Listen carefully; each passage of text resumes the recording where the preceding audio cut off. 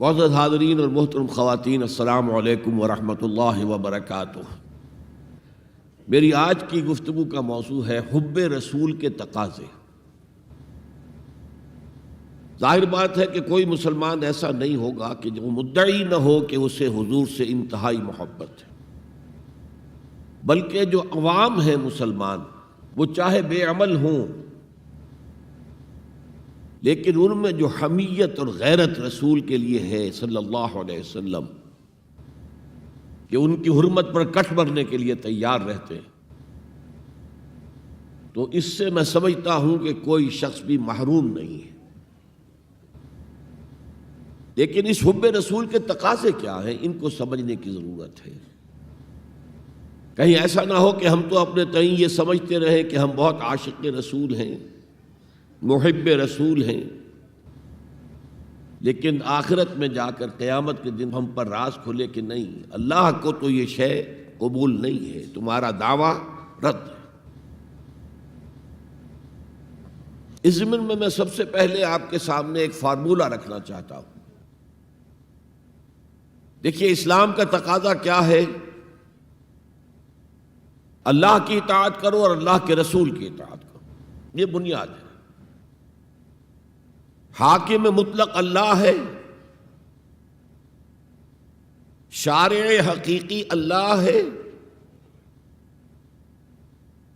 اور اس کے نمائندے کی حیثیت اس کے رسول کو حاصل ہے صلی اللہ علیہ وسلم۔ اطیعوا اللہ و اطیعوا الرسول۔ اس سے جو انحراف کرے گا، میں نے ابھی آپ کے سامنے سورہ آل عمران کی 2 آیتیں پڑھی ہیں۔ قُلْ إِن كُنتُمْ تُحِبُّونَ اللَّهَ فَاتَّبِعُونِي يُحْبِبْكُمُ اللَّهُ۔ اے نبی، ان سے کہہ دیجئے اگر تم اللہ سے محبت کرتے ہو تو میرا اتباع کرو، میری پیروی کرو، اللہ تم سے محبت کرے گا۔ وَيَغْفِرْ لَكُمْ ذُنُوبَكُمْ، اور تمہاری خطائیں بھی بخش دے گا۔ وَاللَّهُ غَفُورٌ رَحِيمٌ، اور اللہ تو غفور بھی ہے، رحیم بھی ہے۔ قُلْ اطیعوا اللہ والرسول، کہہ دو اطاعت کرو اللہ کی اور اللہ کے رسول کی۔ فَإِن تَوَلَّوْا، پھر اگر وہ اس سے روگردانی کریں، فَإِنَّ اللَّهَ لَا يُحِبُّ الْكَافِرِينَ، تو اللہ کو ایسے کافر پسند نہیں ہے۔ یعنی اطاعت رسول سے انکار، اللہ کی اطاعت سے انکار، گویا کہ انسان دائرہ اسلام سے خارج ہو گیا۔ کبھی کوئی خطا ہو جائے، غلطی ہو جائے، گناہ کا صدور ہو جائے، اور انسان فوراً توبہ کر لے، فوراً رجوع کرے، پشیمانی اسے ہو جائے، عزم مصمم کر لے دوبارہ میں نہیں کروں گا، تو اللہ بخش دے گا۔ انما التوبۃ علی اللہ للذین یعملون السوء بجہالۃ ثم یتوبون من قریب، سورہ نساء میں فرمایا اللہ کے ذمے ہے ان لوگوں کی توبہ قبول کرنا۔ انما التوبۃ علی اللہ، اللہ کے ذمے ہے۔ جو کہیں غلطی سے، جہالت میں، نادانی میں، جذبات سے مغلوب ہو کر کوئی غلط کام کر بیٹھتے ہیں، لیکن فوراً توبہ کرتے ہیں، اللہ کی جناب میں رجوع کرتے ہیں، فوری توبہ اگر ہو جائے تو فوراً اللہ تعالیٰ کی مغفرت جو ہے ڈھانپ لیتی۔ لیکن اگر مستقل طور پر کسی ایک معصیت پر بھی ڈیرا ڈال دیا جائے، مثلا آج کی دنیا میں جو بہت بہت کامن شے ہے، سود جسے اللہ نے حرام قرار دیا، جس پر اللہ کی طرف سے اعلان جنگ ہے، فَأَذَنُوا بِحَرْبٍ مِّنَ اللَّهِ وَرَسُولِهِ، تو سن لو، الٹیمیٹم ہے اللہ اور اس کے رسول کی طرف سے۔ اسے اپنے کاروبار کا مستقل جز بنا لیا تو ایک غلطی، ایک گناہ بھی انسان کو ہمیشہ کے لیے جہنم میں ڈال سکتا ہے۔ بَلَا مَنْ كَسَبَ سَيِّئَةً وَأَحَاطَتْ بِهِ خَطِيئَتُهُ فَأُولَٰئِكَ أَصْحَابُ النَّارِ هُمْ فِيهَا خَالِدُونَ۔ کیوں نہیں؟ کسی نے جان بوجھ کر ایک بڑا گناہ کمایا، چھوٹے چھوٹے گناہ جو ہے، گناہ صغیرہ، وہ تو خود بخود بھی دھلتے رہتے ہیں، اللہ کی رحمت سے صاف ہوتے رہتے ہیں۔ لیکن کسی نے کبیرہ گناہ کمایا، جان بوجھ کر کیا، اور پھر اس پر ڈیرے ڈال دیے اور وہ گناہ اس کے گرد گھیرا کر بیٹھا. احاطت بہ خطیئتہ فاولئک اصحاب النار هم فیہا خالدون، تو وہ ہے جہنمی اور اس میں ہمیشہ رہنے والے. تو اطاعت اللہ کی، اطاعت رسول کی، یہ تو اسلام کا بنیادی مطالبہ ہے. اگر یہ بھی نہیں ہے تو پھر کچھ نہیں. اگر یہ نہیں تو بابا پھر سب کہانیاں. اب ذرا اس سے قدم اوپر اٹھیے. اطاعت کے ساتھ محبت، جب اللہ کی اطاعت کے ساتھ اللہ کی محبت جمع ہو جائے گی تو اس کا نام ہے عبادت. امام ابن تیمیہ رحمۃ اللہ علیہ کے جو شاگرد رشید ہیں، حافظ ابن قیم رحمۃ اللہ علیہ، انہوں نے عبادت کی ڈیفینیشن کی ہے. عبادت کیا ہے؟ العبادت تجمع اصلین، دو بنیادی چیزوں کو جمع کرنے سے عبادت وجود میں آتی ہے. غایت الحب وغایت الذل والخضوع، حد درجے کی اللہ کی محبت اور حد درجے میں اللہ کے سامنے گویا کہ پست ہو جانا، جھک جانا، بچھ جانا. انتہائی اطاعت، انتہائی محبت. انتہائی میں کیوں کہہ رہا ہوں؟ سورہ بقرہ کے 20ویں رکوع کی پہلی آیت ہے والذین آمنوا اشد حبا للہ، اور جو لوگ صاحب ایمان ہوتے ہیں وہ شدید ترین ہوتے ہیں اللہ کی محبت میں. بعد میں یہ تو مثبت انداز ہے، منفی انداز میں جو آیت آئی ہے وہ بہت سخت وعید والی ہے، وہ میں بعد میں آپ کو سناؤں گا، تلاوت میں نے کی ہے. فارمولہ یہ ہے اللہ کی اطاعت جمع شدید محبت برابر ہے عبادت کے. اور یہ عبادت جو ہے ہمارا مقصد تخلیق قرار دیا گیا. سورہ زاریات کی یہ آیت آپ میں سے حضرات کے علم میں ہوگی، وَمَا خَلَقْتُ الْجِنَّ وَالْإِنسَ إِلَّا لِيَعْبُدُونَ، میں نے جنوں اور انسانوں کو نہیں پیدا کیا مگر صرف اپنی عبادت کے لیے. یہ ہمارا مقصد تخلیق ہے. اس میں سے اطاعت والے حصے کی صحیح ترجمانی کی شیخ سعدی رحمۃ اللہ علیہ نے، زندگی آمد برائے بندگی. زندگی تو آئی ہے اطاعت کے لیے، بندگی کے لیے، غلامی کے لیے، عبدیت کے لیے. زندگی آمد برائے بندگی، زندگی بے بندگی شرمندگی. اگر اللہ کی بندگی ہی نہیں ہے تو سراسر شرمندگی ہے یہ، اور کچھ بھی نہیں. تو اللہ تعالیٰ کی عبادت جس کے لیے ہمیں پیدا کیا گیا، اسی کی دعوت تمام رسولوں نے دی.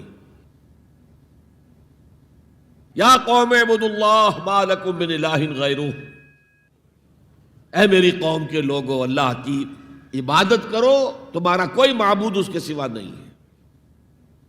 حضرت نوح کی دعوت بھی یہی تھی، حضرت ہود کی بھی یہی تھی، حضرت صالح کی بھی یہی تھی، حضرت شعیب کی بھی یہی تھی. بس فرق کیا ہے کہ پہلے رسول آتے تھے اپنی اپنی قوموں کی طرف صرف، لہذا آپ کو ان رسولوں کے ضمن میں ملے گا یا قوم اعبدوا اللہ ما لکم من الہ غیرہ، اے میری قوم کے لوگوں اللہ کی عبادت کرو، اللہ کی بندگی کرو، اللہ کی پرستش کرو، اسی کو اپنا محبوب اصلی بناؤ اور اس کے ہر حکم کی اطاعت کرو. یا قوم اعبدوا اللہ ما لکم من الہ غیرہ. نبی اکرم صلی اللہ علیہ وسلم پر آ کر، چونکہ آپ کی بعثت ہے پوری نوع انسانی کے لیے، تو اب یا قومے کا لفظ نہیں رہا، یا ایھا الناس، اے لوگو، اے بنی نوع انسان. یا ایھا الناس اعبدوا ربکم الذی خلقکم والذین من قبلکم لعلکم تتقون.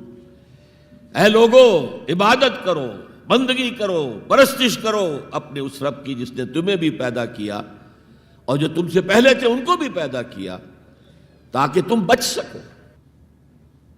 یہ کیوں کہا دوہرا کر تم سے پہلوں کو بھی پیدا کیا؟ اس لیے کہ اکثر و بیشتر گمراہ لوگ مشرکین کیا کہتے تھے اپنے رسولوں سے کہ ہم تو بس بھی اپنے آباء و اجداد کے راستے پر چلیں گے، ما وجدنا علیہ آباءنا، جس طریقے پر، جس طرز عمل پر ہم نے اپنے آباء و اجداد کو پایا ہے ہم نے اسی پر چلنا ہے. تو واضح کر دیا تم بھی مخلوق ہو، وہ بھی مخلوق تھے، تم بھی انسان ہو، وہ بھی انسان تھے، تم سے بھی غلطی ہو سکتی ہے، ان سے بھی ہو سکتی تھی، لہذا یہ اصول نہیں ہے کہ جو بھی آباء و اجداد کی ریتیں ہیں، رسمیں ہیں، طریقے ہیں اور جو ان کے عقیدے ہیں انہی کو آپ لے کر چلیں، بلکہ آپ تو تلاش کریں صحیح عقیدہ کیا ہے، صحیح زندگی گزارنے کا طریقہ کیا ہے، اس کو اختیار کریں۔ تو یا ایھا الناس اعبدوا ربکم الذی خلقکم والذین من قبلکم لعلکم تتقون، تاکہ تم بچ جاؤ جہنم کی آگ سے۔ یہ جو میں نے بتایا کہ اطاعت کلی، ہمہ تن، ہمہ وقت، ہمہ وجوہ، جزوی اطاعت نہیں، بس یہ ذرا نوٹ آف کوشن ہے۔ اگر ہم اللہ کا ایک حکم مانیں گے، ایک نہیں مانیں گے، یہ جزوی اطاعت ہے، یہ اللہ کو قبول نہیں ہے۔ اللہ کی طرف سے تو یوں سمجھیے کہ پیکج ڈیل ہے، ٹیک اٹ اور لیو اٹ، لینا ہے تو پورا لو ورنہ دفع ہو جاؤ، اللہ کو تمہاری ضرورت نہیں ہے، تمہیں اللہ کی ضرورت ہے۔ یا ایھا الذین آمنوا ادخلوا فی السلم کافہ، اے ایمان والو اسلام میں داخل ہونا تو پورے کے پورے ہو، ادھورے نہیں۔ اور سورہ بقرہ کی آیت نمبر 85 کے اندر تو جو وعید آئی ہے، افتؤمنون ببعض الکتاب وتکفرون ببعض، کیا تم ہماری کتاب، ہماری شریعت کے کچھ حصے کو مانتے ہو اور کچھ کو رد کرتے ہو؟ فما جزاء من یفعل ذلک منکم، تو جو کوئی بھی تم میں سے یہ روش اختیار کریں گے ان کی کوئی سزا اس کے سوا نہیں ہے، کان کھول کر سنیے، ان کی کوئی سزا اس کے سوا نہیں ہے کہ دنیا میں ذلیل و خوار کر دیے جائیں اور قیامت کے دن یردون الی اشد العذاب، شدید ترین عذاب میں جھونک دیے جائیں۔ وما اللہ بغافل عما تعملون، اللہ غافل نہیں ہے، بے خبر نہیں ہے، لا علم نہیں ہے اس سے کہ جو تم کر رہے ہو۔ تم اپنی داڑھیوں کے طول سے اللہ کو دھوکہ نہیں دے سکتے، تم اپنے پائجاموں کو ٹخنوں سے اوپر رکھے اللہ کو دھوکہ نہیں دے سکتے کہ تم بہت متبع رسول ہو، تم اپنے عمروں اور حجوں سے اللہ کو دھوکہ نہیں دے سکتے، اللہ کو معلوم ہے کہ حرام کی کمائی سے حج کیا ہے تم نے، حرام کی کمائی سے عمرہ کیا ہے تم نے۔ تو یہ جو جزوی اطاعت ہے کوئی اطاعت نہیں، اللہ کو قبول نہیں۔ آدمی سوچتا ہے کہ چلیے میں نے یہ کام اچھے کیے، یہ برے کیے، مجھے اچھے کاموں کا کچھ کریڈٹ بھی تو ملنا چاہیے نا، لیکن نہیں، اللہ کہتا ہے جزوی اطاعت منہ پر دے ماری جائے گی، اور جو دنیا کی سزا ہے وہ تو ہم اپنی آنکھوں سے دیکھ رہے ہیں۔ 130، 140 یا 150 کروڑ مسلمان دنیا میں ہیں، ذرا اندازہ کیجیے، لیکن ہماری رائے کی کوئی اہمیت ہے؟ بین الاقوامی معاملات میں کوئی ہم سے مشورہ لیتا ہے کیا؟ آپ کا کیا خیال ہے؟ کس نمی پرست کے بھیا کیستی، ایسے بھی ملک تھے کہنا چاہیے، اب تو ان کا حال پتلا ہے، دولت کے انبار تھے ان کے پاس، لیکن ان کا مذاق اڑتا تھا مغربی ممالک، وہ چاہے سعودی بادشاہ ہوں اور چاہے وہ UAE کے امیر ہوں، مذاق ہی اڑتا تھا نا، کوئی حیثیت نہیں۔ حالانکہ کتنا بڑا رقبہ ہے انڈونیشیا کے آخری جزیروں سے لے کر موریتانیہ تک، سالڈ اسلامی آبادی، مسلمان آبادی۔ آپ کہیں گے کہ یہ بھارت جو ہے اس میں تو اکثریت تو نہیں ہے، لیکن 15 کروڑ یا 18 کروڑ تو آدمی یہاں موجود ہیں، لیکن کوئی عزت، کوئی حیثیت دنیاوی بین الاقوامی سطح پر۔ بہرحال یہاں بھی ہیں لوگ، کھاتے پیتے لوگ ہیں، ان کی اپنی کچھ عزت ہے اپنے معاشرے کے اندر، لیکن بحیثیت امت، بحیثیت قوم کیا حیثیت ہماری؟ تو الا خزی فی الحیات الدنیا، وہ تو ہماری نگاہوں کے سامنے موجود ہے۔ اب قیامت کے دن کے بارے میں جو دھمکی اللہ نے دی ہے، وَيَوْمَ الْقِيَامَةِ يُرَدُّونَ إِلَىٰ أَشَدِّ الْعَذَابِ، قیامت کے دن شدید ترین عذاب میں جھونک دوں گا۔ اس پر اللہ سے معافی طلب کی جا سکتی ہے، دعا ہی کی جا سکتی ہے، اللہ ہم پر رحم فرمائیے۔ یہ میں نے آپ کے سامنے رکھا ہے فارمولہ، اللہ کی اطاعت جمع اللہ کی محبت، دے گو ٹو میک عبادت۔ یہی دو الفاظ آتے ہیں اللہ کے رسول کے لیے بھی صلی اللہ علیہ وسلم۔ اللہ کے رسول کی اطاعت یہ تو اسلام کا بنیادی تقاضا ہے، اطیعوا اللہ واطیعوا الرسول فإن تولوا فإن اللہ لا يحب الکافرین، اطاعت کرو اللہ کی، اطاعت کرو رسول کی، پھر اگر یہ منہ موڑ لیں تو اللہ کو ایسے کافر بالکل پسند نہیں، تو کفر کا فتویٰ ہو رہا ہے۔ لیکن اللہ کے رسول کی اطاعت کے ساتھ محبت کو جمع کیجئے۔ میں نے ابھی آپ کو حدیث سنائی ہے، حضور نے فرمایا لا یؤمن احدکم حتی اکون احب الیہ من والدہ وولدہ والناس اجمعین، تم میں سے کوئی شخص مومن ہو ہی نہیں سکتا جب تک کہ میں اسے محبوب تر نہ ہو جاؤں، اپنے باپ سے، اپنے بیٹے سے اور تمام انسانوں سے۔ تو اللہ کے رسول کی اطاعت جمع اس کی محبت۔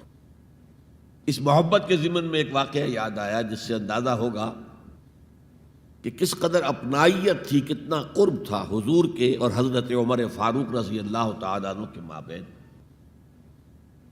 ایک مرتبہ حضور دریافت کرتے ہیں حضرت عمر سے، عمر تمہیں مجھ سے کتنی محبت ہے؟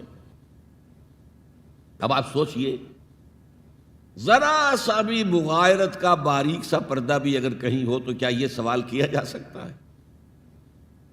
تو انتہائی قریبی شخص سے ہی کیا جائے گا، تمہیں مجھ سے کتنی محبت ہے؟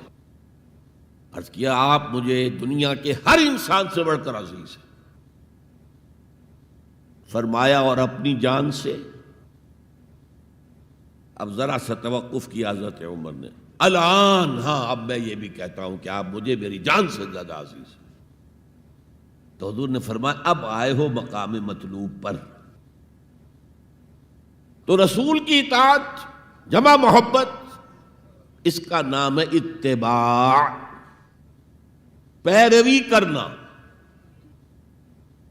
فرق کیا ہے؟ اطاعت کی جاتی ہے حکم کی، اور پیروی کی جاتی کسی کے نقش قدم کی، چاہے اس نے حکم دیا ہو چاہے نہ دیا ہو، جو وہ کرتا ہو کرنا، یہ ہے اتباع۔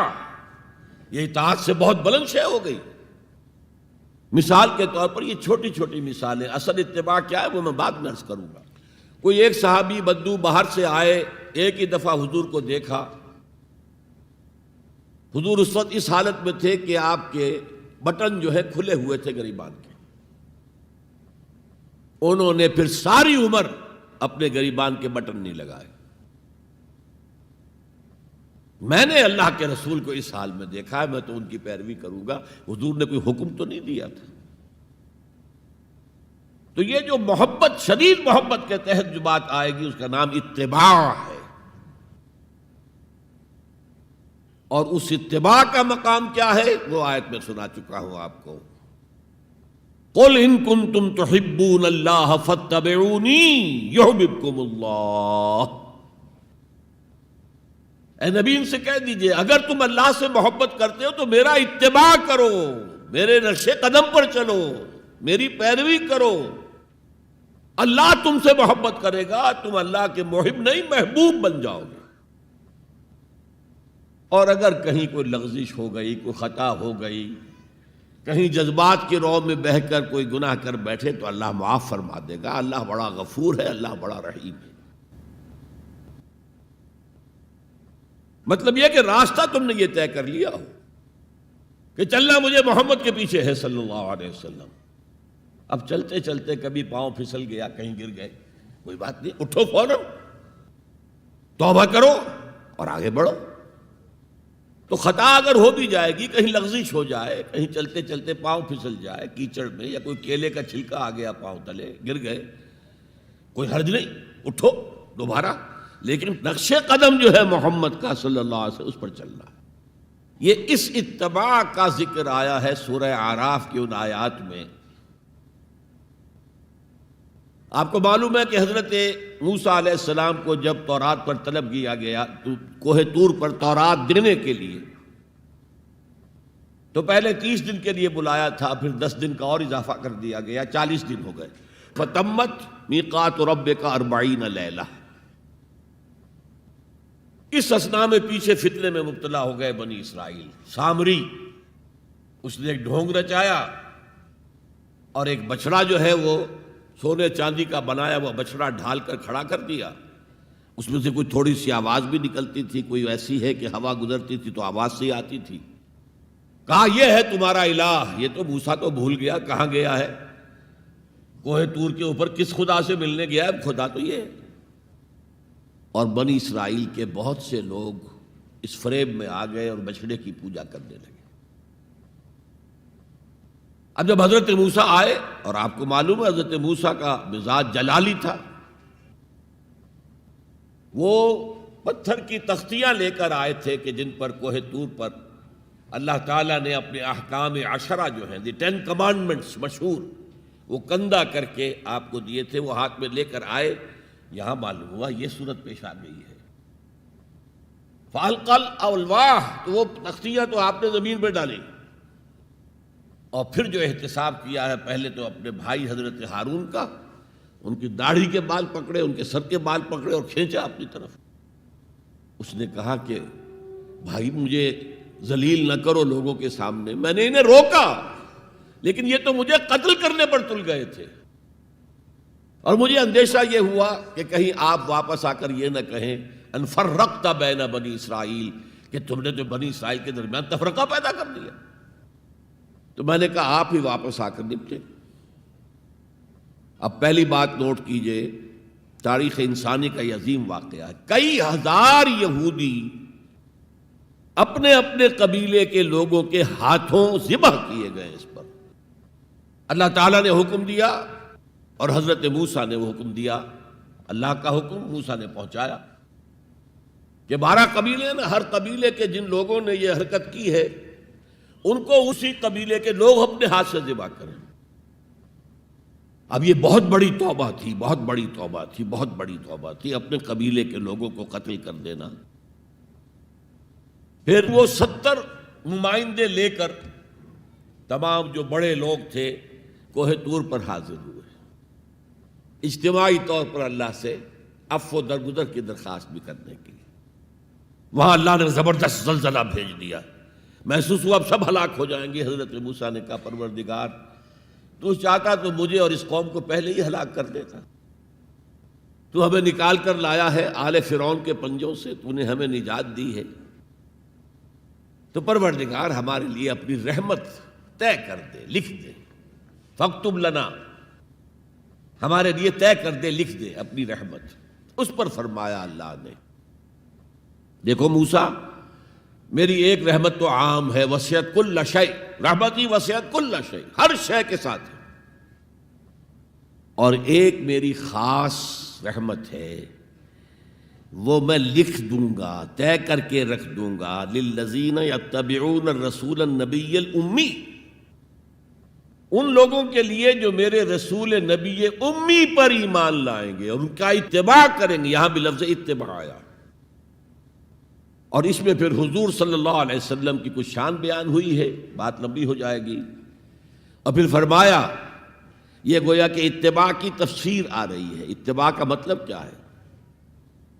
فالذین آمنوا بہ وعزروہ ونصروہ واتبعوا النور الذی انزل معہ اولئک ھم المفلحون، تو جو لوگ ان پر ایمان لائیں گے اور جو ان کی تعظیم کریں گے اور جو ان کی نصرت کریں گے، مدد کریں گے، اور جو اس نور کی پیروی کریں گے جو ان کے ساتھ نازل کیا جائے گا، تو وہی ہوں گے مفلحون، وہ ہوں گے کامیاب ہونے والے، فلاح یافتہ لوگ وہ ہوں گے جو یہ 4 رشتے ہمارے اس رسول نبی امی کے ساتھ پختگی کے ساتھ قائم کر لیں۔ یہ 4 رشتے کیا ہیں؟ اتباع رسول کا تقاضا اول تو ان 4 الفاظ کے حوالے سے سمجھیے، پھر ذرا ایک دوسرے انداز میں بھی بیان کروں گا۔ فالذین آمنوا بہ، پہلا قدم ایمان، لیکن ایمان کے سمجھ لیجئے اچھی طرح 2 درجے ہیں۔ آپ میں سے بہت سے حضرات کو مجھے توقع ہے ایمان مجمل، ایمان مفصل یاد ہوں گے۔ ایمان مجمل کیا ہے؟ آمنت باللہ کما ہوا باسمائہ و صفاتہ و قبلت جمیع احکامہ اقرار باللسان و تصدیق بالقلب۔ پہلا درجہ ہے اقرار باللسان، اشہد ان لا الہ الا اللہ اشہد ان محمد رسول اللہ. کوئی ہو، ہندو ہو، سکھ ہو، پارسی ہو، عیسائی ہو، یہودی ہو، یہ کلمہ پڑھے اور وہ مسلمان ہو گیا. اقرار باللسان پر ہمارا دنیا میں مسلمان سمجھا جانا موقوف ہے، لیکن اصل ایمان یہ نہیں ہے. اصل ایمان ہے تصدیق بالقلب، دل میں یقین. جب تک دل کا یقین نہ ہو ایمان نہیں ہے. منافقین جو تھے مدینے کے، نمازیں بھی پڑھتے تھے، حضور کی اقتداء میں پڑھتے تھے، اور جو رئیس المنافقین تھا عبداللہ ابن ابی ابن سلول، وہ تو پہلے صف میں ہوتا تھا. اور جب حضور خطبہ دیتے تھے جمعے کا تو پہلے خود کھڑا ہوتا تھا اپنی اہمیت ظاہر کرنے کے لیے. دیکھو لوگو، یہ اللہ کے رسول ہیں، ان کی بات پوری توجہ سے سنو. یہ صرف اپنی چودراہٹ کے اظہار کے لیے کہ میں بڑی شے ہوں، اس لیے کہ وہ خزرج کا بڑا سردار تھا. اوس اور خزرج کے دو عرب قبیلے تھے مدینے میں، جن میں سے کہ خزرج کا قبیلہ بڑا تھا، اوس کا چھوٹا تھا. اور خزرج کا سردار یہ عبداللہ ابن ابی تھا، اور اس کے بارے میں یہ طے ہو چکا تھا کہ اسے ہم اپنا بادشاہ بنا لیں گے. چنانچہ سونے کا تاج تیار ہو چکا تھا، ابھی تاج پوشی صرف باقی تھی کہ حضور تشریف لے آئے ہجرت فرما کر. بے تاج بادشاہ آ گیا صلی اللہ علیہ وسلم. لہذا اس کے سارے خواب جو ہیں وہ منتشر ہو گئے. لہذا پہلے دن سے پکا منافق. ایمان لایا، اگرچہ وہ بھی ذرا دیر سے لایا، غزوہ بدر کے بعد لایا. پہلے اس نے سوچا تھا ابھی تیل دیکھو، تیل کی دھار دیکھو. وہ تیل کی دھار جو نظر آئی غزوہ بدر میں کہ 313 نے 1000 کو شکست دی ہے. اور یہ نہتے تھے، تلواریں بھی سب کے پاس نہیں تھیں، کچھ لوگوں کے پاس تلواریں تھیں، اور وہ 1000 کیل کانٹے سے لیس ہو کر مکے سے آئے تھے. 70 بڑے بڑے سردار ان کے مارے گئے، عین میدان میں کھیت رہے، اور 70 جو ہیں ان کے قیدی بن گئے. تب اس نے کہا کہ ٹھیک ہے، اب تو ایمان لے آنا چاہیے، کیونکہ یہ تو معلوم ہوتا بڑی طاقت ہے. بہرحال سب سے پہلے میں کہہ رہا تھا کہ ایمان، لیکن ایمان دل سے. قرآن مجید نے کیا کہا ان منافقین کے بارے میں؟ اذا جاءک المنافقون قالوا نشہد انک لرسول اللہ. سورہ منافقون ہے کہ نہیں 28ویں پارے میں. اے نبی، جب آپ کے پاس منافق آتے ہیں وہ کہتے ہیں ہم گواہ ہیں، ہم گواہی دیتے ہیں کہ آپ اللہ کے رسول ہیں. اور اس پر اللہ کا تبصرہ دیکھیے، واللہ یعلم انک لرسولہ، اور اللہ خوب جانتا ہے کہ آپ ان کے رسول ہیں اس کے. اب میں ذرا ترجمہ کیا کرتا ہوں، اللہ سے بڑھ کر کس کو معلوم ہے کہ آپ اللہ کے رسول ہیں؟ لیکن واللہ یشہد ان المنافقین لکاذبون، اللہ گواہی دیتا ہے یہ منافق جھوٹے. مسلمان تو وہ تھے، کلمہ گو تھے، حضور کی امامت میں نمازیں پڑھ رہے تھے، لیکن منافق تھے. اللہ نے منافق قرار دیا. دل ایمان سے خالی تھے، بلکہ ہوتے ہوتے دلوں کے اندر حضور سے عداوت پیدا ہو گئی تھی، اہل ایمان سے عداوت پیدا ہو گئی تھی. اسی سورہ مبارکہ میں آگے چل کر آتا ہے ہم العدو فاحذرہم، اصل دشمن یہ ہے، یہ مارے آستین ہیں. جو کافر ہیں وہ تو باہر سے حملہ کرتے ہیں، پتہ چلتا ہے، سامنے سے آ کر لاٹھی مار رہا ہے کوئی آپ کو. یہ تو آپ کے آستین کے اندر بیٹھے ہوئے ہیں مسلمان بن کر، اور یہ وہاں سے ڈنک ماریں گے، مارے آستین. بہرحال اب ہم میں سے ہر ایک کو جائزہ لینا ہوگا. اپنے گریبان میں جھانکیں، اپنے دل کی گہرائیوں کو ٹٹولیں. یقین والا ایمان ہے ہمارے پاس یا نہیں؟ یہ یقین والے ایمان کا میں اگر آپ کو انگریزی میں ترجمہ کر کے بتاؤں تو شاید آپ زیادہ بہتر سمجھیں. Personal conviction, it's a racial creed. ہم ایک نسل ہیں، اپنے والدین سے ہم نے کچھ چیزیں سیکھی ہیں، والدین اس میں بلیو کرتے تھے، اللہ، رسول، قرآن، کتاب، جنت، دوزخ، قیامت، ہم بھی مانتے ہیں. بس اٹس اے ریشیل کریڈ. یہ تو ایک نسلی عقیدہ ہے. اصل شے جو ضروری ہے پرسنل کنوکشن، اپنا یقین، ذاتی یقین. تو سب سے پہلے تو اللہ کے رسول صلی اللہ علیہ وسلم کی رسالت پر یقین. اور میں نے آپ کو حدیث سنائی تھی ابھی، لا یؤمن احدکم حتی یکون ہواہ تبعا لما جئت بہ. تم میں سے کوئی شخص مومن نہیں ہو سکتا جب تک اس کی خواہش نفس تابع نہ ہو جائے اس ہدایت کے، اس قرآن کے، اس شریعت کے، ان احکام کے جو میں لے کر آیا ہوں. اگر خواہش نفس اوپر ہے اور اللہ کا حکم نیچے ہے تو مومن کہاں سے ہوئے تم؟ اللہ کے حکم سے نماز تو پڑھتے ہو، روزہ رکھتے ہو، سودی کاروبار کرتے ہو، اور اللہ کے حکم کو پاؤں تلے رگڑتے ہو. یہ کیا اسلام ہے؟ یہ تو وہی ہے، افتؤمنون ببعض الکتاب وتکفرون ببعض فما جزاء من يفعل ذلك منكم الا خزي في الحياة الدنيا ويوم القيامة يردون الى اشد العذاب. تو سب سے پہلا جو جائزہ ہمیں لینا ہے کہ محمد کی رسالت پر صلی اللہ علیہ وسلم ہمیں یقین ہے. یقین، تصدیق تو ہم کرتے ہیں، زبان سے کہتے ہیں، لیکن یقین، جس یقین کا نتیجہ یہ نکلے کہ پھر نفس کے سارے تقاضے نیچے ہو جائیں اور حضور کی لائی ہوئی ہدایت، حضور کی لائی ہوئی شریعت بالاتر ہو جائے. نمبر 2 فرمایا وَعَزَّرُوهُ، ان کی تعظیم کریں. آپ کی جناب میں کوئی گستاخی ہو جائے، ایمان کے لالے پڑ جائیں گے اور آخرت برباد ہو جائے گی. اس تعظیم میں کیا کیا چیزیں شامل ہیں؟ دیکھیے سورہ حجرات میں ابتدائی حصے میں تفصیل سے کہا گیا، یا ایھا الذین آمنوا لا ترفعوا اصواتکم فوق صوت النبی ولا تجہروا له بالقول کجہر بعضکم لبعض ان تحبط اعمالکم وانتم لا تشعرون. اے ایمان کے دعوے دارو، کبھی اپنی آواز کو رسول کی آواز سے بلندتر نہ کر دینا، مبادا تمہارے سارے اعمال حبط ہو جائیں اور تمہیں پتہ بھی نہ چلے. میں نے کوئی گناہ کبیرہ تو نہیں کیا ہے، میں نے کوئی کفر تو نہیں کیا ہے، بس یہی ہوا نا کہ حضور کی آواز کے مقابلے میں اپنی آواز کو اونچا کر دیا. لا ترفعوا اصواتکم فوق صوت النبی ولا تجہروا له بالقول کجہر بعضکم لبعض. بلند آواز سے جیسے آپس میں باتیں کر لیتے ہو ایسے کبھی بات نہ کر بیٹھنا.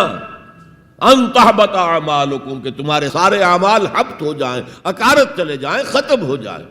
وانتم لا تعلمون، تمہیں احساس بھی نہ ہو کہ ساری پونجی لٹ گئی. اس آیت کا ہم پر اطلاق کیسے ہوگا؟ کبھی سوچا آپ نے؟ صحابہ کرام تو یقیناً اس کے مخاطب اول تھے، ہم پر کیسے اطلاق ہوگا؟ اگر ہماری گفتگو ہو رہی ہو، بحث ہو رہی ہو، میں کچھ کہہ رہا ہوں، آپ کچھ کہہ رہے ہیں، لیکن کوئی کہہ دے حضور نے یوں فرمایا ہے، فوراً چپ ہو جاؤ. اب اگر کہا نہیں میرا خیال یہ، اب گویا کہ یہ حضور کی آواز سے آپ نے اپنی آواز اونچی کر دی. اپنا فکر، اپنا فلسفہ، اپنا فہم، اپنی سوچ، اپنی عقل. ہاں بعد میں تحقیق کر لو یہ جو کہا تھا کہ حضور نے فرمایا بھی ہے کہ نہیں ہے، حدیث صحیح ہے کہ نہیں ہے، مستند ہے کہ نہیں ہے. لیکن اس وقت آواز بند کر لینا لازم ہوگا کہ اس کے بعد اقول نہیں کہہ سکتا میں یہ کہتا ہوں. اس کا تو مطلب یہ کہ آپ بد مقابل بن کر رسول کے آ رہے ہیں. تو لا ترفعوا اصواتکم فوق صوت النبی ولا تجہروا له بالقول کجہر بعضکم لبعض ان تحبط اعمالکم وانتم لا تشعرون. صحابہ کے بارے میں آپ نے سنا ہوگا کہ حضور کی محفل میں ایسے بیٹھے ہوتے تھے ساکت و صامت، جیسے کہ ان کے سروں پر پرندے بیٹھے ہوئے ہیں اور انہیں اندیشہ ہے کہ ذرا سا بھی ہلیں گے تو پرندہ اڑ جائے گا. اس قدر ادب. حضور صحابہ سے سوال کرتے تھے، اور یہ آپ کا طریقہ تھا تعلیم کا، کہ پہلے ایک سوال سامنے لایا جائے تاکہ ان کا ذہن کھلے، سوچیں خود بھی۔ یہ تعلیم کا بہترین طریقہ ہے۔ اس کے بعد ہوتا کیا تھا؟ جواب نہیں دیتے تھے، اللہ و رسولہ عالم، اللہ اور اس کا رسول بہتر جانتے۔ پھر اگر دوبارہ آپ پوچھتے تھے تو جو بھی سمجھ میں آتا تھا کہتے تھے۔ مجھے یاد آ رہی ہے ایک حدیث، اور اچھا ہے کہ وہ آپ سن لیں، اس لیے کہ عام شکایت یہ ہے کہ مذہبی لوگ معاملات میں اچھے نہیں ہوتے۔ مسجدیں بنوائیں گے، مسجدوں میں قالین بچھوائیں گے، وہاں پر فانوس لگوائیں گے، سب کچھ کریں گے، مدرسوں کی خدمت کریں گے، علماء کی خدمت کریں گے، لیکن معاملات، تجارت، کاروبار، بین الانسانی تعلقات، عام شکایت ہے، اس کی وہ پرواہ نہیں کرتے، حقوق العباد کا لحاظ نہیں۔ تو حضور نے ایک مرتبہ پوچھا صحابہ سے، اتدرون من المفلس؟ تم جانتے ہو مفلس کون ہوتا؟ صحابہ نے جواب دیا، المفلس عندنا من لا درہم لہ ولا دینارا۔ حضور ہم اس شخص کو مفلس سمجھتے ہیں جس کے پاس درہم و دینار نہیں ہے۔ ہم کہیں گے روپیہ پیسہ نہیں ہے، فرمایا نہیں، میری امت کا مفلس وہ ہوگا جو بہت سی نمازیں لے کر آئے گا، بہت سے روزے لے کر آئے گا، بہت سے حج لے کر آئے گا، بہت سے عمرے لے کر آئے گا، لیکن اس کے ساتھ ہی قد شتم ھذا، فلاں شخص کو گالی دی تھی، وَأَكَلَ مَالَ ھذا، فلاں شخص کا مال کھا لیا تھا، فلاں شخص پر تہمت لگائی تھی۔ اب وہ سارے دعوے دار آ جائیں گے، اللہ اس نے میرے ساتھ یہ کیا، ٹھیک ہے بھائی، اس کی نمازیں تم لے جاؤ، اور تو کچھ ہے نہیں، کوئی کرنسی تو ہے نہیں وہاں، نہ ڈالر ہے نہ یورو ہے، کچھ بھی نہیں، اعمال کی کرنسی ہے، نیکی تم لے جاؤ۔ کوئی اور دعوے دار آیا، روزہ وہ لے گیا، اس کے پاس کچھ نہیں رہا۔ دعوے دار اب بھی باقی ہیں، اب ان کے گناہ جو ہے اس کے حساب میں پڑنے شروع ہو جائیں گے، یہاں تک کہ دوسروں کے گناہوں کے بوجھ تلے دب کر وہ جہنم میں جھونک دیا جائے۔ یہ مفلس۔ تو یہ انداز تھا حضور کا سمجھانے کا، پڑھانے کا، فطری طریقے تعلیم۔ تو فالذین آمنوا بہ وعزروہ، تو وہ لوگ جو ایمان لائے ان پر اور جنہوں نے ان کی تعظیم کا حق ادا کیا، وَنَصَرُوهُ، یہ آئی ہے اب سخت بات، اور ان کی مدد کی۔ مدد کس کام میں؟ حضور اتنے غیور تھے کہ ذاتی کام میں کوئی مدد آپ کسی سے نہیں مانگتے تھے۔ سیرت کی کتابوں میں آتا ہے کہ اگر آپ سواری پر ہوتے تھے اور آپ کا کوڑا نیچے گر جاتا تھا تو کسی سے یہ نہیں کہتے تھے کہ اٹھا کر ذرا مجھے پکڑا دو، آپ سواری سے اترتے تھے، اپنا کوڑا خود اٹھاتے تھے۔ اور اس ضمن میں بھی سیرت النبی کا ایک واقعہ مجھے یاد آ رہا ہے، وہ میں آپ کو سنا دوں۔ جب ہجرت مدینہ کی اجازت آ گئی تھی عام لوگوں کے لیے، عام مسلمانوں کے لیے، چلے جاؤ جاؤ سب جاؤ مدینہ کی طرف، لیکن رسول اپنی جگہ نہیں چھوڑ سکتا وداؤٹ ایکسپریس پرمیشن آف اللہ، تو حضور کے لیے ابھی اجازت نہیں آئی۔ جو یار غار تھے حضرت ابوبکر صدیق، وہ پوچھتے تھے حضور اجازت آ گئی؟ نہیں ابھی نہیں آئی۔ حضور اجازت آ گئی؟ نہیں ابھی نہیں آئی۔ حضرت عائشہ فرماتی ہیں کہ ایک روز دوپہر کے وقت حضور چلے آ رہے تھے، ہم حیران ہوئے۔ عربوں میں یہ آج بھی ان کی تہذیب جو ہے وہ یہ ہے کہ ظہر عصر کے درمیان نہ کسی سے ملنا، نہ کسی کے ہاں جانا، نہ وزٹ کرنا، دکانیں بھی بند اور قیلولہ کرتے ہیں، یہ ان کی تہذیب کا حصہ ہے۔ تو ہم حیران ہوئے، آپ نے اپنے سر کو ڈھانپا ہوا تھا کپڑے سے اور آپ تشریف لائے، اور آ کر آپ نے خوشخبری دی حضرت ابوبکر کو کہ ہجرت کی اجازت آ گئی ہے۔ اب اس پر حضرت ابوبکر کو بڑی خوشی ہوئی، بڑے احساس مسرت کے ساتھ عرض کرتے ہیں، حضور میں نے 2 اونٹنیاں تیار کر رکھی ہیں، خوب کھلا پلا کے انہیں فربا کیا ہوا ہے، تکڑا کیا ہوا ہے۔ حضور تھوڑا سا توقف کر کے فرماتے ہیں، ٹھیک ہے لیکن 1 اونٹنی کی قیمت میں ادا کروں گا۔ حضرت ابوبکر رو پڑے، حضور مجھ سے بھی یہ مغایرت کہ میری اونٹنی کی بھی آپ قیمت دینا چاہتے ہیں؟ تو نصرت جو ہے اس کے بارے میں جان لیجئے کہ یہ تو حضور کا جو مشن تھا اس میں مدد، کوئی ذاتی اپنے کسی کام کے لیے آپ نے کبھی کسی سے مدد طلب نہیں کی.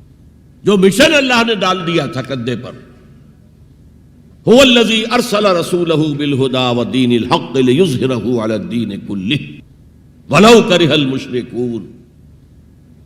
وہی تو ہے اللہ جس نے بھیجا ہے اپنے رسول محمد کو صلی اللہ علیہ وسلم الہدا دے کر، قرآن حکیم دے کر اور دین حق دے کر.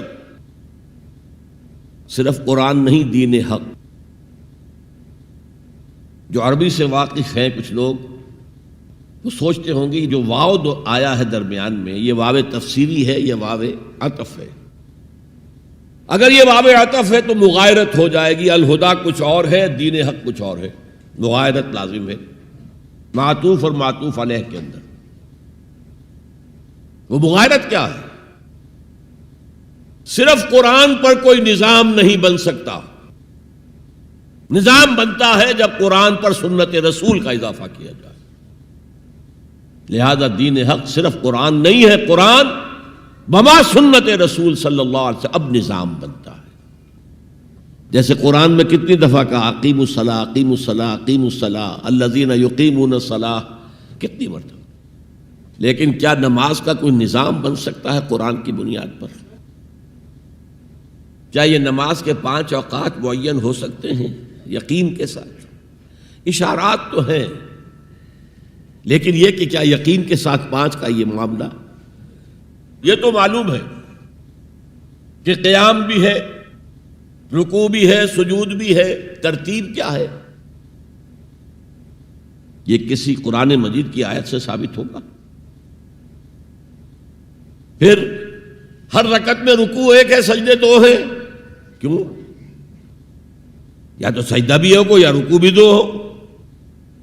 لاکھ اختلاف ہو جاتے. یہ جو 1450 برس ہو گئے، کہیں پریڈ ٹوٹتی ہے. اگر یہ ہوتا کسی کے نزدیک رکوع بھی 2 ہے تو ایک رکوع کے بعد دوسرا رکوع کرتا، باقی لوگ گئے ہوتے سجدے کے اندر. ٹوٹ گئی نا پریڈ. اور کسی کی رائے یہ ہوتی کہ سجدہ بھی ایک ہی ہے تو وہ ایک سجدہ کر کے کھڑا ہو جاتا، دوسرے ابھی دوسرا سجدہ کر رہے، تو وہ کہہ سکتا تھا کہ یہ ناداں گر گئے سجدے میں جب وقت قیام آیا. اب تو وقت قیام آ چکا تھا. ہے ایسا اختلاف کوئی؟ سن 62 میں پہلی مرتبہ جب حج پر گیا ہوں تو سب سے بڑا تاثر میرا یہی تھا کہ 1400 برس ہو گئے ہیں اور امت کتنے وسیع علاقے میں پھیلی ہے. ہر نسل کے لوگ اس میں آئے ہیں، ہر رنگ کے لوگ آئے ہیں، ہر جغرافیائی پس منظر کے لوگ آئے ہیں، ہر تاریخی پس منظر کے لوگ آئے ہیں. لیکن یہ نماز میں تو کوئی فرق نہیں. نماز ٹوٹتی نہیں کہیں. پریڈ، ایک پریڈ چل رہی ہے. تو نماز کا بھی نظام سنت کے بغیر نہیں بنتا. تو نظام زندگی، مکمل نظام زندگی، وہ قرآن پر سنت کے اضافے سے وجود میں آئے گا. اس لیے قرآن کو علیحدہ کہا اور دین الحق کو علیحدہ کیا. اور دین الحق کسے کہتے ہیں؟ دیکھیے دین کے بنیادی معنی ہیں جزا و سزا. مالک یوم الدین ہم پڑھتے ہیں کہ نہیں؟ ارأیت الذی یکذب بالدین، تم نے دیکھا اس شخص کو جو جزا و سزا کا منکر ہے. اب یہ جزا و سزا یقیناً کسی قانون کے تحت ہوتا ہے، اور قانون کا ساتھ تصور ہے قانون بنانے والا کون ہے. جس کو آپ مانیں گے قانون بنانے والا اور اس کی اطاعت میں پورا نظام زندگی دے دیں گے، اس کا دین ہے جو آپ نے اختیار کیا ہے. قرآن مجید میں مرکب اضافی کی شکل میں اس دین کی نسبت یا بادشاہ مصر کی طرف ہوئی ہے یا اللہ کی طرف ہوئی ہے. ما کان لیاخذ اخاہ فی دین الملک، حضرت یوسف کے پاس علیہ الصلاۃ والسلام جب اتنے طویل عرصے کے بعد 11 بھائی آئے، ان میں بنیامین بھی تھا جو آپ کا حقیقی بھائی تھا.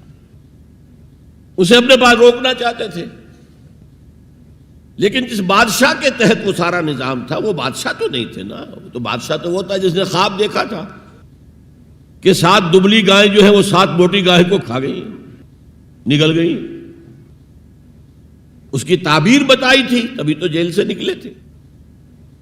اب یہ کہ بہت بڑے افسر تھے، بڑے وزیر تھے، آپ انہیں جو چاہے کہہ لیں، لیکن بادشاہ تو نہیں تھے نا، نظام تو بادشاہ کا تھا، اور بادشاہ کے قانون کے مطابق وہ باہر سے آئے ہوئے کسی شخص کو اپنے پاس روک نہیں سکتے تھے۔ ما کان لیاخذ اخاہ فی دین الملک، تو اللہ تعالیٰ نے وہ پھر ہیلا نکالا ان کے لیے، تفصیل آپ کے علم میں ہے۔ کذالک کدنا لیوسف، ہم نے اس طریقے سے ایک تدبیر کر دی یوسف کے لیے، اللہ نے اپنے ذمے لے لی بات۔ تو دین الملک، دین الملک کیا ہے؟ بادشاہ مطاع مطلق ہے، ساورینٹی بلونگز ٹو ہم، بادشاہ ہو یا کوئن ہو، وہ قانون بنائے گا اور اس کے تحت آپ کو زندگی بسر کرنی ہوگی، یہ دین الملک۔ اور دین اللہ کیا ہے؟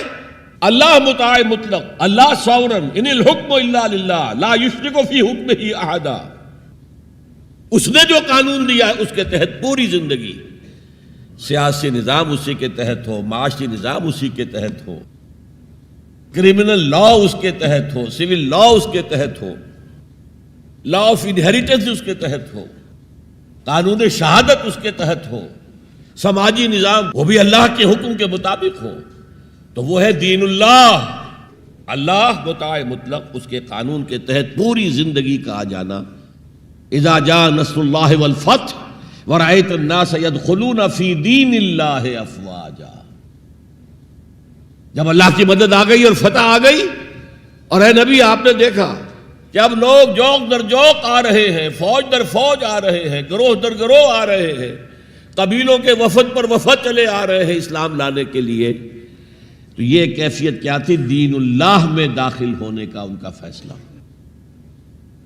اب ذرا سی ٹیڑھی بات آ رہی ہے، پوری دنیا میں دین جمہور، sovereignty of the people, not of God, sovereignty of the people, ہمارے نمائندے ہیں، ہم ووٹ دیں گے انہیں، وہ جائیں گے اسمبلی میں، جو چاہیں گے قانون بنائیں گے، وہ مرد کی مرد کے ساتھ شادی کو اگر رجسٹر کرنا چاہیں، اجازت دینا چاہیں، لائسنس ایشو کر دیں گے، ایک مرد شوہر ہوگا، ایک دوسرا مرد بیوی ہوگا، legally they will be wife and husband. Lesbians ہیں، عورتیں ہیں، آپس میں شادی کرنا چاہتی ہیں تو عورتیں ٹھیک ہے، لو بھائی کر دو، جاؤ۔ ہومو سیکسولیٹی جائز ہے بالکل، بلکہ اب تو اسے کہا جا رہا ہے کہ یہ نارمل انکلینیشن مانی جانی چاہیے، ہومو سیکسولیٹی، ہم جنس پرستی، اسے کوئی برا نام دینا ہی نہیں چاہیے، اٹس اے نارمل ایٹیٹیوڈ۔ یہ ہے اس سوشل انجینئرنگ پروگرام کا معاملہ کہ جو ابھی چند سال پہلے جو یونائٹڈ نیشنز آرگنائزیشن کی جنرل اسمبلی نے جو سوشل انجینئرنگ پروگرام بنایا ہے نوع انسانی کے لیے، اس میں تو کیا مقصد تھا حضور کا؟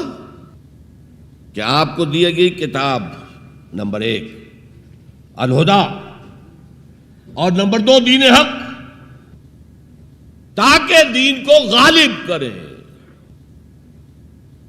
ایک پیارا سا خیال آیا ذہن میں، دیکھیے یہ آپ کا عام محاورہ ہے، ایک میان میں 2 تلواریں نہیں سما سکتی، ایک جگہ 2 دین نہیں ہو سکتے، مذہب 100 بھی ہو سکتے ہیں ایک جگہ پر، اس لیے کہ مذہب کو عام دنیا کیا مانتی ہے کہ مذہب کا تعلق صرف 3 چیزوں سے، کچھ عقائد ہوں گے، ایک خدا کو ماننے والے، 100 خداؤں کو ماننے والے، کسی کو نہ ماننے والے، کچھ عبادات کی رسومات ہوں گی، نماز ہے، روزہ ہے، یا پوجا پاٹ ہے، یا گرو گرنتھ سنگھ کا وہ اکھنڈ پاٹ، یعنی پورا اس کی تلاوت مکمل، کوئی وقفہ ڈالے بغیر، جو چاہو کرو۔ سوشل کسٹمز ہوتے ہیں، بچہ پیدا ہوگا تو کیا کریں گے؟ عقیقہ کریں گے، بپتسمہ دیں گے، عیسائی بپتسمہ دیتے ہیں، بیپٹائز کرتے ہیں، ہم عقیقہ کرتے ہیں، پیدا ہوتے ہی دائیں کان میں اذان، بائیں میں اقامت کہتے ہیں۔ کوئی مر جائے گا تو کیا کریں گے؟ ڈیڈ باڈی کا جلائیں گے یا دفنائیں گے، یا پارسیوں کی طرح کہیں اونچی جگہ پر رکھ دیں گے کہ کیلیں اور کوے آئیں اور کھا جائیں۔ کم سے کم ان کی غذا کا تو کام چلے نا. زمین میں دبا دیں گے تو مٹی ہو کر مٹی میں مل جائے گا، کسی کے کام ہی نہیں آئے. بہرحال ان تین چیزوں کے مجموعے کا نام ہے مذہب. جبکہ دین کے اندر تین چیزیں مزید شامل ہو جاتی ہیں: سماجی نظام، معاشی نظام، سیاسی نظام. یہ 3 جمع 3 بن کر دین بنتا ہے. تو دین تو دو نہیں ہو سکتے. جمہوریت اور آمریت تو ساتھ ساتھ نہیں ہو سکتے. کیپٹلزم اور کمیونزم تو ساتھ ساتھ نہیں ہو سکتے. ڈیموکریسی اور ملوکیت تو ساتھ ساتھ نہیں ہو سکتے. اس اعتبار سے ایک مغلوب ہوگا، ایک غالب ہوگا. مغلوب مذہب بن جائے گا اور غالب دین ہوگا. آج دین جمہور غالب ہے. اور جو اقبال کا شعر ہے بڑا پیارا: بندگی میں گھٹ کے رہ جاتی ہے ایک جوئے کباب، اور آزادی میں بہرے بے کراں ہے زندگی. اگر دین آزاد ہے، غالب ہے، چھایا ہوا ہے تو وہ ہے اصل دین، ورنہ وہ سکڑ کر مذہب بن جائے گا. ہم 60 سال پہلے دین انگریز پر تھے نا. حاکم کون تھا؟ وہ بادشاہ کو ملکہ بیٹھا ہوا یا بیٹھی ہوئی ہے انگلستان میں. وائس رائے یہاں ایک ہوتا تھا اس کا، لیکن وہ حاکم نہیں تھا، ساورن نہیں تھا. ساورنٹی ان کی تھی، اصل حکومت ان کی تھی. ہز میجسٹیز گورنمنٹ یا ہر میجسٹیز گورنمنٹ، ان کی تھی حکومت. تو اس اعتبار سے دین کو غالب کرنا یہ بہت جان جوکھوں کا کام تھا. یہ نوٹ کر لیجئے آپ. دیکھیے تمام نبی اور رسول مبلغ بن کر آئے، داعی بن کر آئے، بشیر بن کر آئے، نذیر بن کر آئے، بشارت دینے والے کہ اللہ کے راستے پر آؤ گے فروح و ریحان و جنت نعیم. اور اگر انذار کرنے والے نذیر بن کر آئے، اگر غلط راستے پر جاؤ گے تو جہنم ہے. حضور بھی یا ایھا النبی انا ارسلناک شاہدا و مبشرا و نذیرا و داعیا الی اللہ باذنہ و سراجا منیرا. یہ جو 5 حیثیتیں ہیں یہ مشترک ہیں حضور میں اور تمام انبیاء میں. اگرچہ ہر حیثیت میں حضور کی اپنی شان ہے جس میں کوئی دوسرا نبی ان کے قریب نہیں آ سکے گا. لیکن نوٹ کیجئے یہ آیت جو میں اس وقت آپ کے سامنے رکھ رہا ہوں، جس کے لیے نصرت مطلوب تھی، آؤ میرا ہاتھ بٹاؤ، یہ قرآن میں 3 دفعہ آئی ہے محمد الرسول اللہ کے لیے، اور کسی کے لیے نہیں آئی. ابراہیم کی نسبتیں دیکھیے، 3 نسبتیں ہیں کتنی اعلیٰ بلند. خلیل اللہ ہے واتخذ اللہ ابراہیم خلیلا. ابو الانبیاء ہے، سینکڑوں رسول اور نبی ان کی اولاد میں آئے. حضرت اسحاق کی اولاد سے، وہ جو prophets of the old testament ہیں، ان کی کتابیں جو ہیں، صحیفے ہیں، دیکھیے. پھر حضرت اسماعیل کے اولاد میں حضرت محمد صلی اللہ علیہ وسلم، مدیان کی اولاد میں حضرت شعیب. یہ بہت کم لوگوں کو معلوم ہے کہ حضرت ابراہیم کی ایک تیسری زوجہ بھی تھی، ہاجرہ، جو مصر کے بادشاہ کی بیٹی تھی، جو پھر کنیز کے طور پر مصر کے بادشاہ نے پیش کی. ان سے اللہ نے بیٹا دیا اسماعیل. سارا جو حضرت ابراہیم کے اپنے خاندان سے تھی، کیونکہ بانجھ تھی، ساری عمر اولاد نہیں ہوئی، بڑھاپے میں اللہ نے اسحاق عطا کر دیے. پھر آپ نے ایک اور شادی کی تھی، قطورہ. ان سے 6 بیٹے دیے تھے اللہ نے حضرت ابراہیم کو. ان میں سے ایک مدین تھا جس سے قوم مدین بنی ہے، جس میں حضرت شعیب کو بھیجا گیا. باقیوں کی تاریخ ہمیں معلوم نہیں. حضرت اسحاق کے بھی 2 بیٹے تھے اور جڑواں تھے. ولادت جب ہوتی ہے جڑواں بچوں کی تو پہلے ایک پھر دوسرا آتا ہے نا، تو اس اعتبار سے اسے بڑا چھوٹا کہہ دیتے ہیں، چاہے تھوڑی سی دیر کا وقفہ ہو، لیکن وہ بڑا چھوٹا تو ہو گیا. تو بڑے تھے حضرت عیسو اور چھوٹے تھے حضرت یعقوب. اور یعقوب کو یعقوب کیوں کہا؟ عقب سے، بعد میں آنے والا، پیچھے آنے والا. یعقوب عقب. ان کی اولاد میں کتنے نبی ہوئے ذرا سوچئے. تو پہلی نسبت اللہ کے خلیل، دوسری نسبت سینکڑوں نبیوں کے والد جد امجد، اور تیسری نسبت انی جاعلک للناس اماما، امامت الناس کے اوپر فائز کیے گئے. لیکن کیا آپ کے ذریعے سے کوئی نظام قائم ہوا، کوئی اسلامی ریاست قائم ہوئی؟ نہیں. کیا حضرت موسیٰ کے ذریعے سے ہوئی؟ حضرت موسیٰ وہ ہے جن کا ذکر قرآن میں ہم کہیں گے یہ، اگرچہ نام لے کر حضور کا تذکرہ بہت کم ہوا ہے قرآن میں، زیادہ نہیں، لیکن ظاہر بات ہے قرآن مجید تو حضور کی سیرت ہی بن جاتی ہے ایک طرح سے. غزوہ انفال کیا ہے؟ سورۃ انفال غزوہ بدر کا چیپٹر ہے. آل عمران کی 60 آیات جو 120 سے 180 تک وہ کیا ہیں؟ غزوہ احد ہے. تو حضور کا تو ذکر سب سے زیادہ ہے، لیکن حضور کے بعد سب سے زیادہ ذکر 555 آیات قرآن کی حضرت موسیٰ کے بارے میں ہے. 6,500 کل آیات ہیں، ان میں سے 555 1/13th part of Quran consists of تذکرہ of حضرت موسیٰ علیہ السلام. ان کے ذریعے حکومت قائم ہوئی. آ گئے تھے قریب 6 لاکھ بنی اسرائیل کو لے کر نکلے تھے مصر سے. ہجرت کے بعد آتا ہے قتال کا مرحلہ، جنگ کا مرحلہ، جیسے حضور کی سیرت مطہرہ میں ہجرت کے بعد غزوہ بدر، بلکہ اس سے پہلے 8 مہمیں جو آپ نے بھیجی تو ایک علیحدہ ایشو ہے. وہاں ہجرت کے بعد جب جنگ کا مرحلہ آیا پوری قوم نے کوڑا جواب دے دیا. فَذْهَبْ أَنْتَ وَرَبُّكَ فَقَاتِلَا إِنَّا هَاهُنَا قَاعِدُونَ. جاؤ موسیٰ تم اور تمہارا رب جاؤ، اور پہلے فلسطین میں جو آباد ہے انہیں نکال کے باہر کر دو، پھر ہم داخل ہوں گے، ورنہ ہم تو یہاں بیٹھے ہیں، زمین جنبت نہ جنبت گل محمد. اس پر وہ پروسیس وہیں رک گیا. جبکہ حضور کو اللہ نے وہ صحابہ دیے. غزوہ بدر سے پہلے ایک مشورہ کیا حضور نے صحابہ سے. دیکھو ایک لشکر آ رہا ہے جنوب سے، مکہ جنوب میں تھا مدینے سے، کیل کانٹے سے لیس ہے، لشکر ہے بڑا.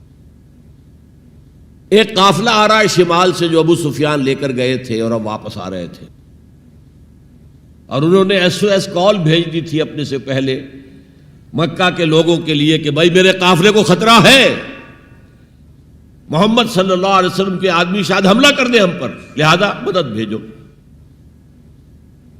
اب یہاں حضور پوچھتے ہیں کہ پہلے کدھر چلیں، قافلے کی طرف یا اس لشکر کی طرف؟ کچھ لوگ ظاہر بات ہے کہ مدینے کے تمام جو صاحب ایمان تھے مکے سے جو آئے تھے وہ بڑی بھٹیوں میں سے گزر کر آئے تھے، بڑی آزمائشوں میں سے گزر کر آئے تھے، بڑی سختیاں جھیل کر آئے تھے، لہذا وہ بہت گہرے تھے ایمان میں، بہت پختہ تھے. مدینے والوں کو تو ایسی کوئی قربانی دینی نہیں پڑی، پورا قبیلہ ایمان لے آیا. لہذا وہاں کچھ نہ کچھ کچے لوگ بھی تھے ہم جیسے. ان کہا جی چلیے ذرا قافلے کی طرف چلیے. 30 یا 50 آدمی سنا ہے کہ ان کے ساتھ ہیں محافظ، اور مال بہت ہے، ہمیں بہت مال مل جائے گا، اور نمبر 2 یہ کہ ہمارے پاس تو ہتھیار بھی نہیں ہے، ہم ان کے ہتھیار تو لے لیں گے کم سے کم، پھر لشکر سے لڑیں گے. اللہ کا فیصلہ کچھ اور تھا. اب آپ لوگوں سے کہہ رہے ہیں مجھے مشورہ دو، مجھے مشورہ دو، مجھے مشورہ دو. ابو بکر صدیق کھڑے ہو کر تقریر کر رہے ہیں، حضور جو آپ کا حکم ہم حاضر ہیں، آپ فرمائیے. حضرت عمر نے تقریر کی، آپ فرمائیے جو آپ کا حکم ہو ہم حاضر ہیں. حضرت مقداد ابن الاسود کھڑے ہوئے رضی اللہ تعالی عنہ، حضور ہمیں موسیٰ کے ساتھیوں پر قیاس نہ کیجئے جنہوں نے کہہ دیا تھا فَاذْهَبْ أَنْتَ وَرَبُّكَ فَقَاتِلَا إِنَّا هَاهُنَا قَاعِدُونَ. ہم موسیٰ کے ساتھی نہیں ہیں، محمد کے صحابی ہیں صلی اللہ علیہ وسلم. جو آپ کا ارادہ ہو بسم اللہ کیجئے. کیا عجب کہ اللہ تعالی ہمارے ذریعے آپ کی آنکھوں کو ٹھنڈک عطا فرمائے. یہ تو میں نے صرف اس واقعے کے حوالے سے سنایا یہ واقعہ کہ وہاں کیا تھا، 6 لاکھ تھے افراد یہود، ان میں بوڑھے بھی تھے، بچے بھی تھے، عورتیں بھی تھیں. تو 1 لاکھ تو ہوں گے جنگ کرنے کے قابل، اور نیچے آ جائیے 50,000 تو ہوں گے، 12 میں ایک تو ہوگا۔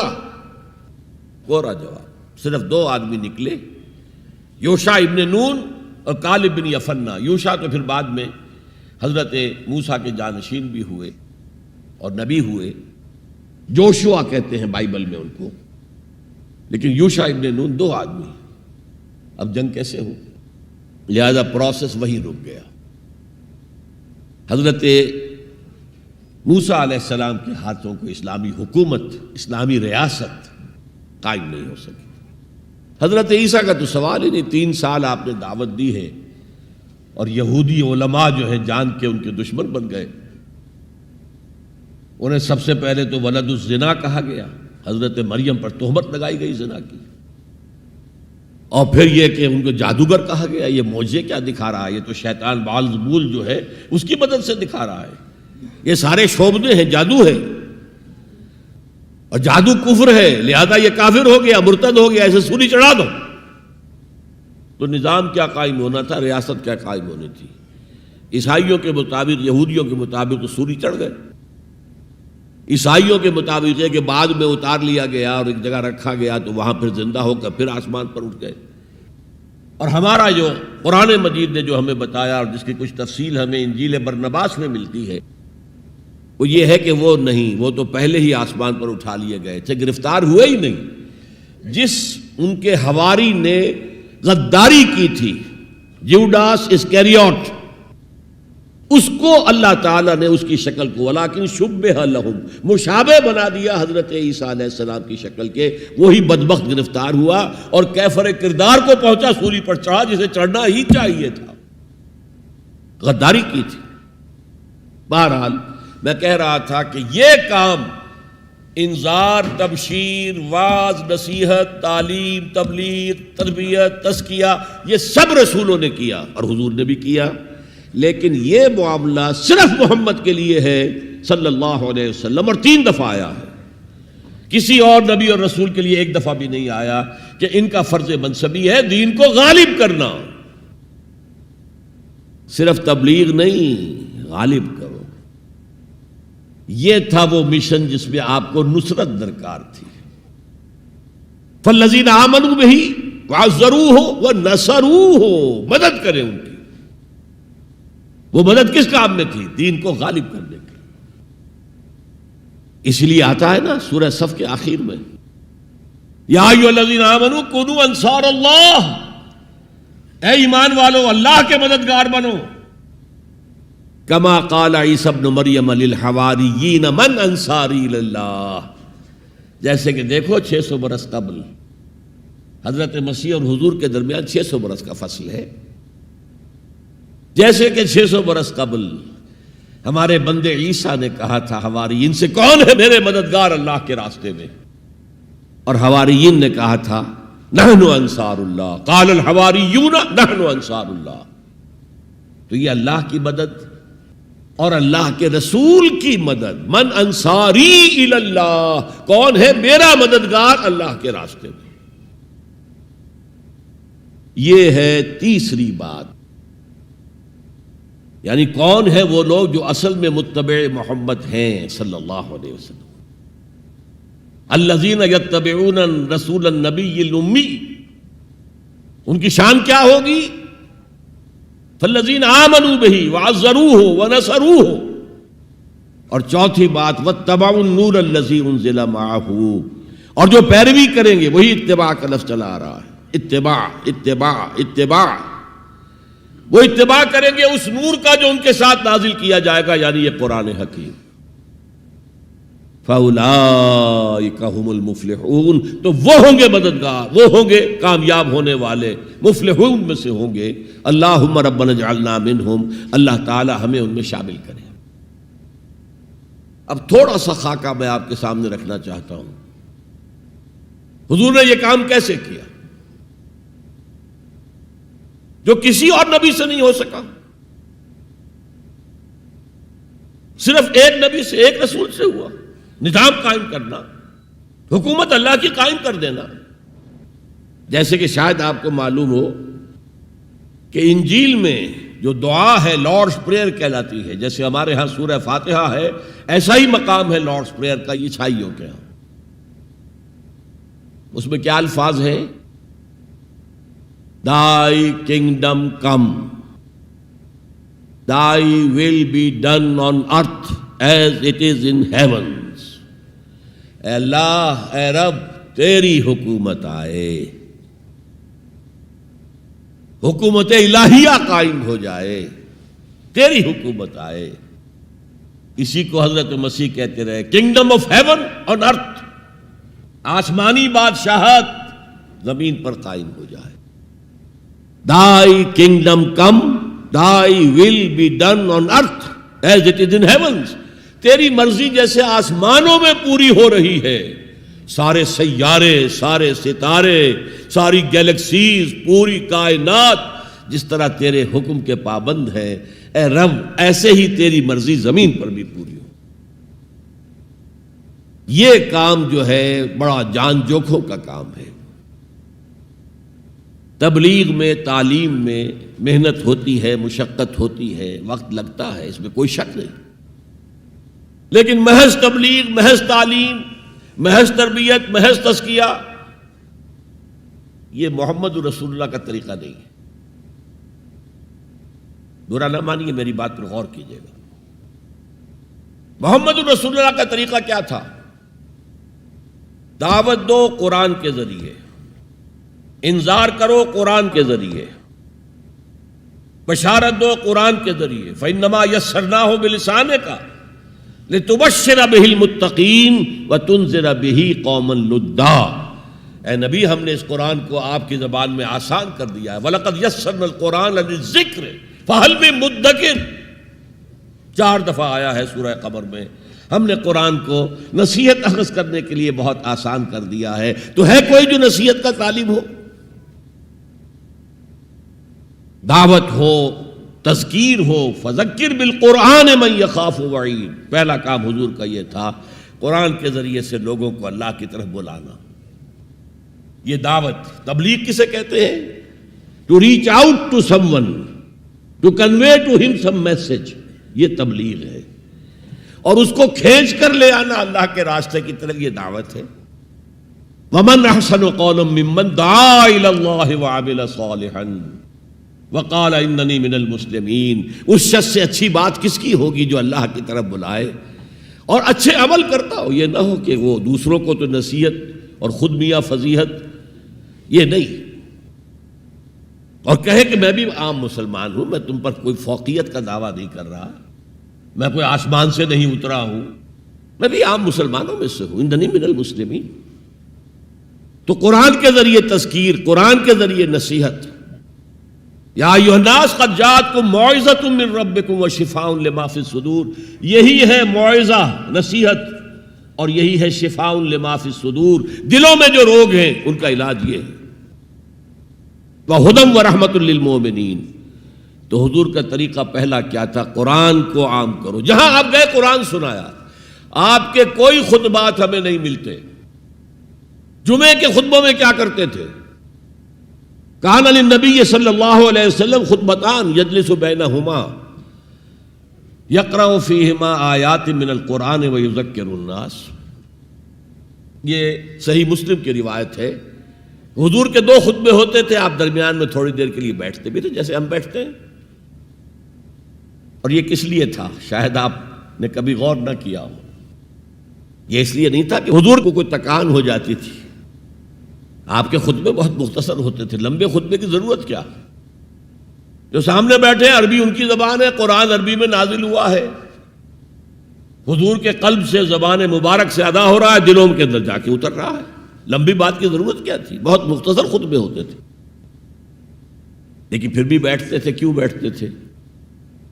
یہ علامت تھی اس بات کی کہ یہ خطبہ جو ہے یہ ظہر کی 2 رکعتوں کا قائم مقام ہے۔ ظہر کی 4 رکعتیں فرض اور جمعے میں رہ گئی 2، بقیہ 2 کے قائم مقام یہ 2 خطبے ہیں۔ لیکن خطبوں میں کرتے کیا تھے؟ یقرأ آیات من القرآن، قرآن کی آیات پڑھ کے لوگوں کو سناتے تھے، وَيُذَكِّرُ النَّاسَ، اور اسی کے حوالے سے نصیحت کرتے تھے، بس۔ اللہ اللہ خیر سنو۔ خطبہ نکاح ہے حضور کا، 4 آیتیں اس میں ہیں صرف. ایک سورہ آل عمران کی آیت ہے، ایک سورہ نساء کی آیت ہے، 2 سورہ احزاب کی آیات ہیں. آپ نے اپنی طرف سے کوئی وعظ کہا ہی نہیں اس میں. تو تبلیغ، تعلیم، تذکیر، انذار، تبشیر سب قرآن کے ذریعے سے. پہلا کام یہ ہے، پھیلاؤ اس کو. اب اس کے بعد جو آ جائیں قبول کر لیں شعوری طور پر، ہماری طرح نہیں کہ وہ صرف ایک نسلی قسم کا عقیدہ ہے. ظاہر بات ہے اس وقت جو مان رہے تھے وہ تو دل یقین کے ساتھ مان رہے تھے نا. انہیں پتا تھا ہمیں گھر باہر چھوڑنے پڑیں گے، ہماری بیوی ہم سے علیحدہ ہو جائے گی، والدین ہمیں گھروں سے نکال دیں گے، اور مارے پڑیں گی نوجوانوں پر اور غلاموں کے اوپر تو جو بے پناہ سختیاں ہوئی ہیں. تو ظاہر ہے جب تک یقین دل میں کامل پیدا نہ ہو جائے کوئی بھی زبان نہیں کھولتا تھا کہنے کے لیے کہ اشہد ان لا الہ الا اللہ واشہد ان محمد رسول اللہ. تو جو آ گئے ایمان کو قبول کر لیا، اب ان کو جمع کرو، منظم کرو. آرگنائزیشن، اس لیے کہ نظام کو بدلنا آسان کام نہیں ہے. کہیں بھی کوئی خلا تو ہے نہیں، کوئی نہ کوئی نظام ہے. ڈیموکریسی ہے تو وہ حاکمیت عوام کا نظام ہے، کیپٹلزم ہے تو وہ ڈکٹیٹرشپ آف دی کیپٹلسٹ ہے. نظام تو ہے نا. ہمارے پاکستان میں جاگیرداری ہے تو وہ جاگیرداروں کا ملک ہے، انہی کی حکومت ہوگی. اور سیاست ہمارے ہاں جو ہے وہ جاگیرداروں کا میوزیکل چیئرز گیم ہے اور کچھ بھی نہیں. عوامی سیاست ہے ہی نہیں. وہ تو آپ کے ہاں تو پہلا قدم اٹھا لیا گیا تھا جاگیرداری کا خاتمہ. 2 کام ہندوستان میں بہت بڑے ہوئے جو ہم نہیں کر سکے. ہندوستان کے اندر پہلے ہی قدم دستور بن گیا اور ایک پٹڑی کے اوپر گاڑی چل رہی اور چلتی رہی. 1 سال صرف آپ کے ہاں ایمرجنسی آئی ہے اور وہ بھی کانسٹیٹیوشنل تھی. کانسٹیٹیوشن کو ایبروگیٹ کر کے کوئی ڈکٹیٹر نہیں آیا تھا. ایک یہ بڑا کام تھا. ہمارے ہاں پہلے ایک بی بی سی رپورٹ آئی، B P C basic principle report, اس کے اوپر احتجاج ہوئے، پھر قرارداد مقاصد پاس ہوئی تو خیر. لیکن اس کے بعد 56 کا دستور بنا، اسے ایک فیلڈ مارشل صاحب نے، خود ساختہ فیلڈ مارشل، انہوں نے اس کو بھی ختم کیا اور دستوریہ کا بھی بستر گول کر دیا. جا کر کہیں 73 میں ایک دستور بنا اور اس دستور میں بھی وقتاً فوقتاً اتنی ترمیمیں ہو گئی ہیں کہ اس کا حلیہ بگڑ چکا. اور دوسرا بڑا کام یہاں جو ہوا ہے جو قابل تحسین ہے، جاگیرداری کا خاتمہ. تو اصل عوامی سیاست یہاں پر آئی ہے. بہرحال ہر نظام کے ساتھ ویسٹڈ انٹرسٹ ہوتا ہے. ایسے طبقات ہوتے ہیں جن کو مراعات حاصل ہے، مراعات یافتہ طبقات، پریولیج کلاسز، اور وہ کبھی برداشت نہیں کریں گے کہ آپ ان کا نظام کو ہاتھ لگائیں. دے وانٹ اسٹیٹس کو، جو نظام ہے وہی رہنا چاہیے. تو نظام کو بدلنے کے لیے تو جانوں کا پھر ہدیہ دینا پڑے گا. لہذا منظم جماعت بناؤ، موب نہ ہو، ہجوم نہ ہو. منظم جماعت، اور وہ کیسی؟ سمع و طاعت، لسن اینڈ اوبے، جو آرمی کا جو اصول ہے. اگر فوج میں کوئی شخص جسے حکم دے رہا ہو، سپیریئر اس کا، وہ پوچھے جناب یہ حکم مجھے کیوں دے رہے ہیں، کیا مصلحت ہے، پہلے سمجھائیے پھر میں عمل کروں گا، تو کیا وہ فوج کہلائے گی؟ بڑی پیاری نظر تھی، میٹرک کے زمانے میں پڑھی تھی انگریزی کی، کہ کسی جنگ میں 600 سواروں کا ایک دستہ تھا اور ان کو حکم دے دیا گیا چارج، آگے بڑھو، حملہ کرو. اور انہیں معلوم تھا کہ داہنے ہاتھ بھی توپیں لگی ہوئی ہیں، بائیں ہاتھ بھی توپیں ہیں، سامنے بھی توپیں ہیں، آگ اگل رہی ہیں. Cannons to left of them, cannons to right of them, cannons in front of them, volleyed and thundered. لہذا سب نے یہ سمجھا someone has blundered، کسی نے بڑی غلطی کی ہے یہ حکم دے کر، جو کمانڈر ہے بڑی خطا ہوئی. لیکن There's not to reason why. یہ why کا سوال کرنے کا تو ان کا مقام ہی نہیں ہے. There's but to do and die. جو حکم ملا کرو, مرتے ہو تو مرو. Therefore, into the valley of death rode the 600. 600 کے 600 موت کی وادی میں اتر گئے. تو جب تک ایسی جماعت نہیں ہوگی نظام نہیں بدلا جا سکتا. بولشویکس اینڈ بولشویکس رشیا میں منظم جس طرح تھے, اگر وہ نہ ہوتے تو زار کی حکومت کا تختہ الٹا جا سکتا تھا. Was it possible? سب سے بڑی کنگڈم تھی ایشیا اور یورپ دونوں کے اوپر جو برج تھا, بہت بڑی سلطنت, کہاں سے کہاں تک زار کی سلطنت. اور پورا جو ہے ہمارا سینٹرل ایشیا, سارے یہ ترک, مسلم ترک علاقے جو ہے, روسی ترکستان اسی لیے ان کا نام تھا, وہ بھی اسی کے پاس تھے. لیکن ایک منظم جماعت نے, ایک نئے فکر نے, ایک نئے فلسفے نے, مارکسزم نے لوگوں کو پوزیس کیا, انہیں منظم کیا, انہوں نے جد و جہد کی, انقلاب برپا کر دیا. یہی کام حضور نے کیا. ایمان کی دعوت دی اور ایمان دلوں میں راسخ ہو گیا, انہیں منظم کیا. حدیث میں آتا ہے, اور یہ مشکات شریف میں بھی حدیث ہے, مسند احمد ابن حنبل کے حوالے سے اور جامع ترمذی کے حوالے سے. حضور فرماتے ہیں, حارث اشعری رضی اللہ تعالیٰ عنہ اس کے راوی ہیں, انی آمرکم بخمس, مسلمانوں میں تمہیں 5 باتوں کا حکم دے رہا ہوں. اللہ امرنی بہن, ایک روایت میں یہ اضافی الفاظ ہے, اللہ نے مجھے حکم دیا ہے ان کا, اپنی طرف سے نہیں دے رہا. حالانکہ حضور کو اختیار تھا, آپ اپنی طرف سے بھی حکم دے سکتے تھے. وہ 5 باتیں کیا ہیں؟ بالجماعت والسمع والطاعت والہجرت والجہاد فی سبیل اللہ. کتنا بڑا مجمع اس وقت یہاں ہے. کیا میں پوچھ سکتا ہوں کتنے لوگوں نے یہ حدیث سنی ہے آج سے پہلے؟ ذرا ہاتھ اٹھائیں. کیا وجہ؟ دیکھیے 5 چیزیں وہ ہیں جو ہم میں سے ہر ایک کو یاد ہے. حدیث یاد ہونا ہو, اس کا ایسنس تو یاد ہے. بنی الاسلام علی 5, شہادت لا الہ الا اللہ وان محمد رسول اللہ, واقام الصلاۃ وایتاء الزکوٰۃ وصوم رمضان وحج البیت من استطاع الیہ سبیلا. کس کو نہیں معلوم 5 ارکان اسلام؟ اور کس نے فرمایا؟ یہ حضور نے. اور یہ کلام خبریہ ہے, بنی الاسلام علی 5. اس میں امر کا انداز نہیں ہے, خبر ہے. اسلام کی تعبیر 5 بنیادوں پر ہے. یہ حدیث ہمیں یاد ہے. اور جس کے کہہ رہے ہیں میں حکم دیتا ہوں تمہیں اور اللہ نے مجھے حکم دیا ہے, یہ 5 باتیں ہمارے ذہن سے نکل گئی. اس لیے کہ ہمارے ذہن میں اسلام کا تصور مذہب کا ہے, دین کا ہے ہی نہیں.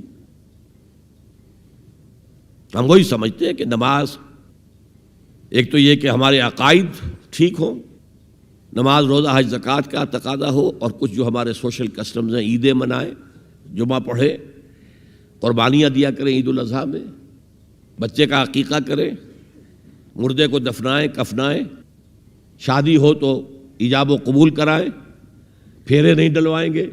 بھائی یہ ہمارا دین ہے, ہمارا مذہب ہے. مذہب دین نہیں ہے. یہ دین کا تصور ہی نہیں. ہم اتنے خوگر ہو گئے محکومیت کے کہ دین کی اقامت کا تصور, دین کو غالب کرنے کا تصور ہمارے ذہنوں سے نکل گیا, ذہن میں ہے ہی نہیں. علماء کو بھی اجنبی سی بات لگتی ہے, یہ کیا بات کہہ رہے ہیں, یہ تو اجنبی سی بات ہے. اس لیے کہ ہمارے ذہنوں سے تصور نکل گیا. پہلے مسلمان بادشاہ تھے, ملوکیت تھی, وہ اسلام تو نہیں تھا. اسلامی نظام تو خلافت راشدہ کا تھا, ابو بکر اور عمر اور عثمان اور علی اور حضرت حسن کو میں مزید شامل کرتا. تب 30 برس بنتے ہیں جو حضور نے فرمایا تھا کہ یہ 30 برس خلافت رہے گی. بعد میں تو ملوکیت آ گئی. یہ بنو امیہ کے بادشاہ تھے, چاہے خلفاء اپنے آپ کو کہلوائیں, بنو عباس تو بڑے بادشاہ تھے، شہنشاہ تھے، بڑے محل بنائے تھے، اور یہی حال پھر جن کو ہم کہہ دیتے ہیں عثمانی خلفاء، یعنی ترک بادشاہ اور شہنشاہ، ان کا بھی حال یہی تھا۔ اسلام کہاں ہے؟ اس کے بعد آ گئے انگریز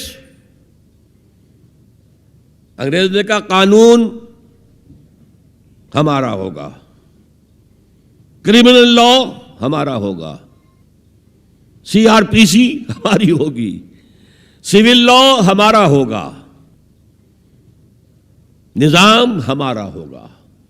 ہاں نماز پڑھ سکتے ہو، روزہ رکھ سکتے ہو، ہمیں کوئی تمہارے مذہب سے کوئی دشمنی نہیں ہے، بلکہ انگریز نے تو بڑی رعایت کی تھی۔ اس نے کہا تھا تم اپنے فیملی لاز بھی اپنی مرضی سے جیسے چاہو طے کرو۔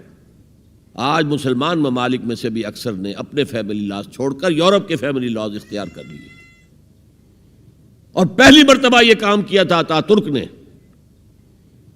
اور یورپ کے اخبارات نے پھر تنزیہ لکھا تھا کہ یہ عجیب قوم ہے، کہتی ہے کہ بہترین قانون ہمارے پاس ہے، اور حال یہ ہے کہ فیملی لاز بھی ہم سے مانگ رہے ہیں، رومن لاز سے اخذ کر رہے ہیں فیملی لاز اپنے، یہ ان کا حال ہے، کہتے ہیں بہترین قانون ہمارے پاس۔ تو انگریز کے آنے کے بعد اب ہمارا علماء کا قال اللہ و قال رسول یا مدرسہ چلا لیں۔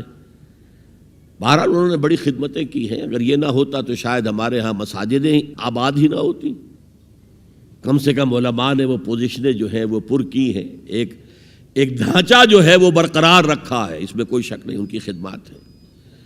لیکن انگریز نے تو جو بھی تھا صرف اتنی آزادی دی تھی، اسی کو ہم ذہناً ریکنسائل کر چکے ہیں، بس اسلام یہی ہے نہیں۔ اور آج میں آپ کو بتا دوں، امریکہ اور انگلینڈ خاص طور پر، اور بقیہ عیسائی مملکتیں بھی بالعموم، اسلام کے خلاف جو جنگ جاری کر رہے ہیں اور تیزی کے ساتھ یہ بڑھے گی، اس کا بھی معاملہ یہ ہے کہ مذہب کی حیثیت سے اسلام کے خلاف ان کی کوئی جنگ نہیں۔ جب بش کہتا ہے کہ ہم تو اسلام کے خلاف نہیں، صحیح کہتا ہے، سچ کہتا ہے، وہ یہ کہہ سکتے ہیں you have come here, you have purchased churches and synagogues and converted into mosques, did we object? تم یہاں آئے، تم نے چرچ خرید کے مسجد بنا لی، سینیگوگ یہودیوں کا خریدا اور مسجد بنا لی، ہم نے کبھی روکا تمہیں؟ تم نمازیں پڑھتے ہو، ہم نے روکا؟ روزے رکھتے ہو، ہم نے روکا؟ بلکہ رمضان میں وائٹ ہاؤس میں ایک افطاری بھی دے دیتے ہیں تمہیں، سیریمونیل۔ تمہاری عید ہے، بقرہ عید ہے، ہم کو کومیموریٹو سٹیمپس جاری کر دیتے ہیں، یہ عید کا جو ہے ڈاک کا ٹکٹ ہے اور یہ بقرہ عید کا ہے۔ تو مذہب سے تو ہمیں کوئی اعتراض نہیں، لیکن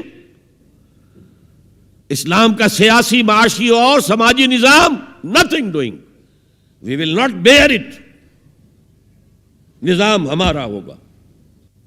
اور سمجھ لیجئے یہ تاریخ نے پورا سرکل، ایک گھیرا پورا کر لیا ہے۔ وہ جو مولانا حالی نے کہا تھا، اے خاصہ خاصان رسول وقت دعا ہے، امت پہ تیری آ کے عجب وقت پڑا ہے، وہ دین جو بڑی شان سے نکلا تھا وطن سے پردیس میں، وہ آج غریب الغرباء ہے۔ کس شان سے نکلا تھا اسلام، اور آج بالکل ریورس ہو گیا معاملہ۔ اسلام نے یہ کہا تھا اسلام لے آؤ، ہمارے برابر کے بھائی ہو جاؤ گے۔ ہم یہ بھی نہیں کہیں گے ہم پرانے مسلمان ہیں، سینئر مسلمان ہیں، ہمارے حقوق زیادہ ہیں، تم نیو کمرز ہو، نو مسلم ہو، تمہارے حقوق نہیں، بالکل برابر۔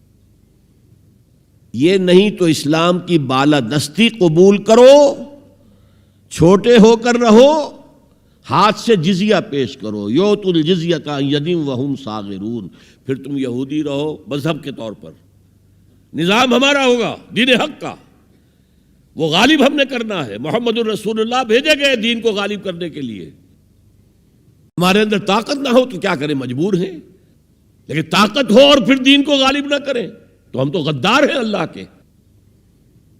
لہذا کیا کہتے تھے، ایمان لے آؤ برابر کے ہو جاؤ گے، نہیں تو رہو تم عیسائی رہو، یہودی رہو، مجوسی رہو۔ ابھی شروع میں ان تین سے ہی معاملہ تھا نا، لیکن اسلام کی بالادستی، نظام ہمارا ہوگا، باقی تم نیچے رہو، اور اگر یہ بھی منظور نہیں تو آؤ تلوار ہمارے اور تمہارے درمیان فیصلہ کرے گی۔ یہی بات تھی کہ نہیں؟ آج وہی بش کہہ رہا ہے نظام ہمارا ہوگا، اس نظام کے نیچے تم رہو، مسلمان رہو، ہندو رہو، عیسائی رہو، کچھ رہو۔ یہ بالکل برعکس کیفیت ہو گئی ہے اس کی۔ تو آج کا مسلمان جو ہے ان چیزوں سے اس لیے ذہناً غافل ہے کہ حضور کی اتنی تاکیدی حدیث انی آمرکم بخمس اللہ امرنی بہن بالجماعت والسمع والطاعت والہجرت والجہاد فی سبیل اللہ، کبھی ممبر سے نہ سنائی گئی نہ کبھی سنی گئی، اس لیے کہ یہ اس عمل کا نام ہے جو دین کو قائم کرنے کے لیے ہوتا ہے۔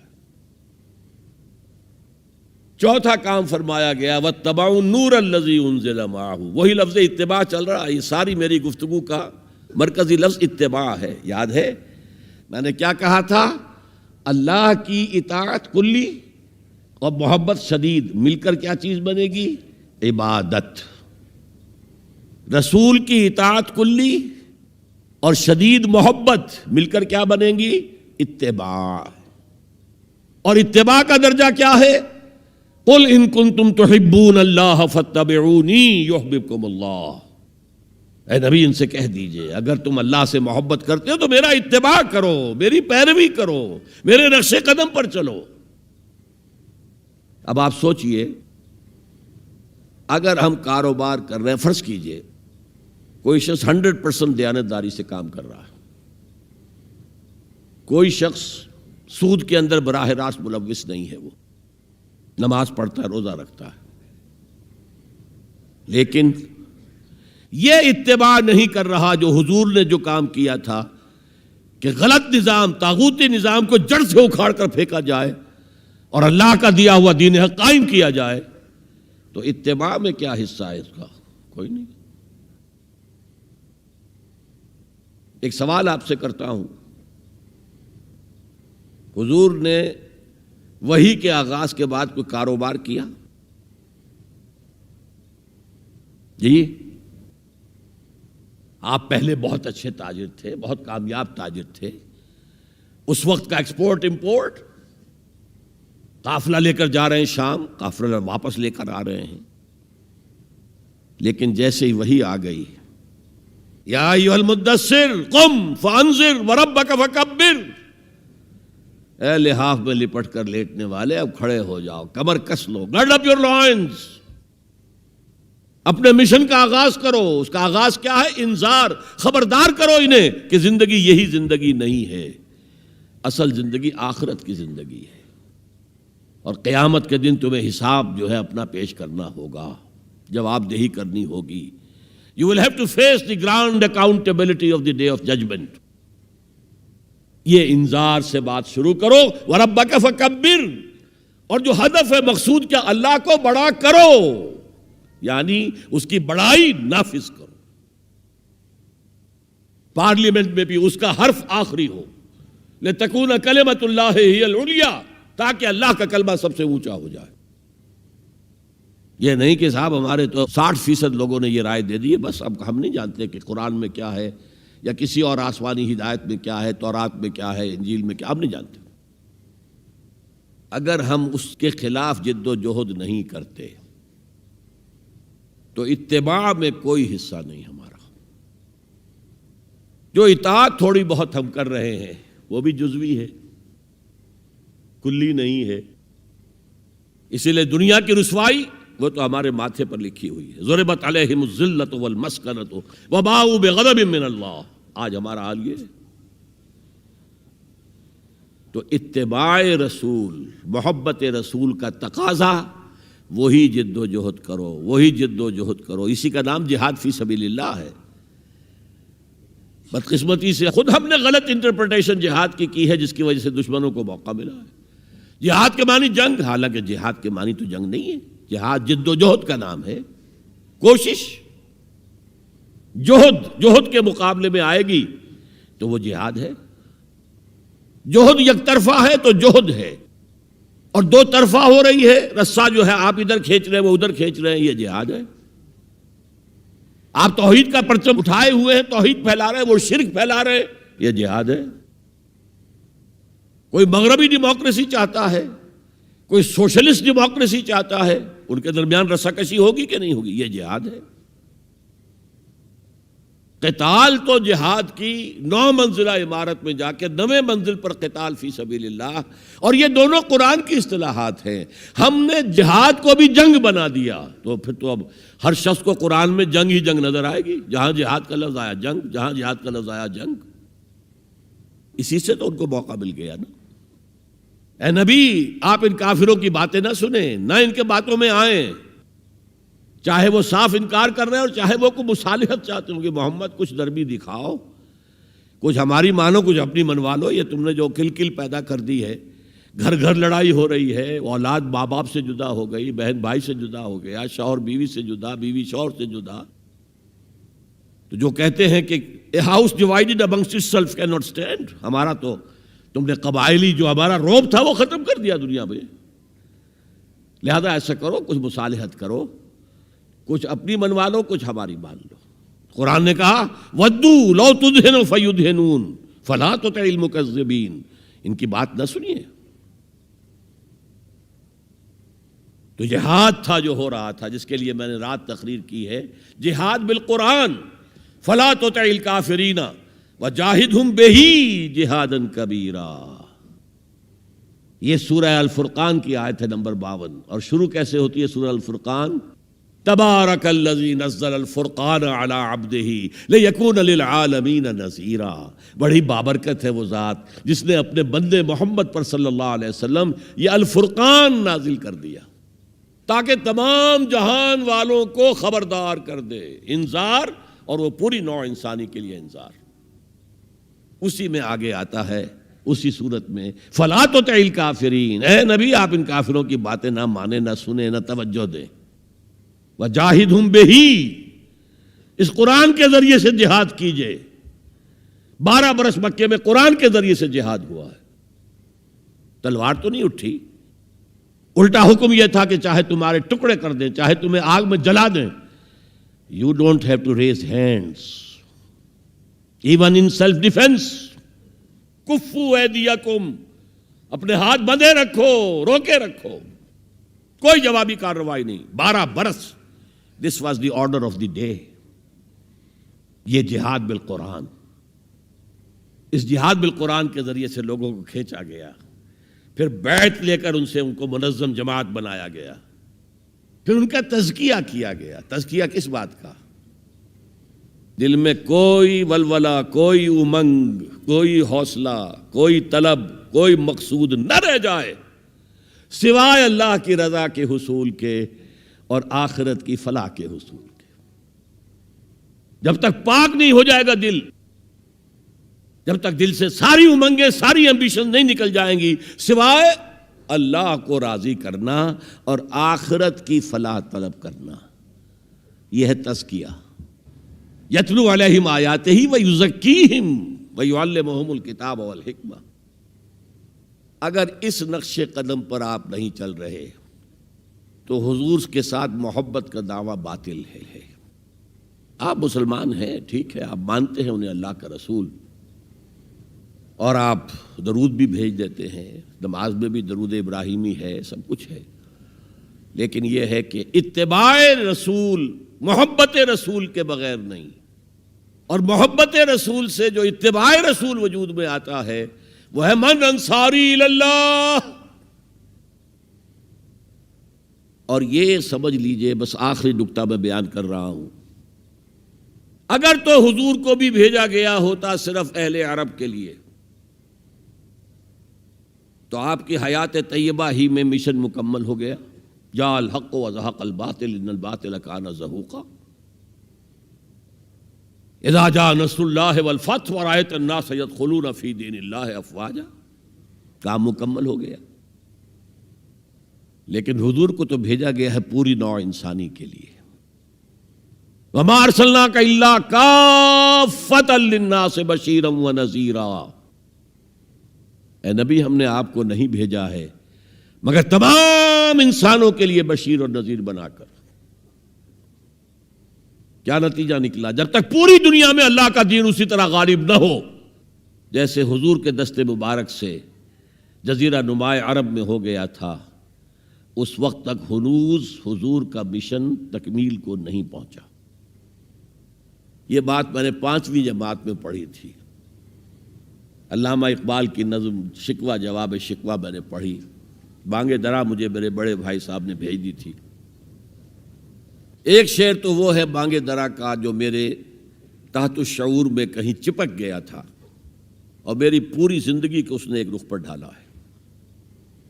وہ زمانے میں معزز تھے مسلمان ہو کر، اور تم خوار ہوئے تاریک قرآن ہو کر۔ دیکھیے یہ بات صرف اقبال نے نہیں کہی، وہ داڑھی مڈا تھا، عالم تو نہیں تھا۔ یہی بات کہی 14ویں صدی کے مجدد اعظم شیخ الہند مولانا محمود حسن اسیر مالٹا نے۔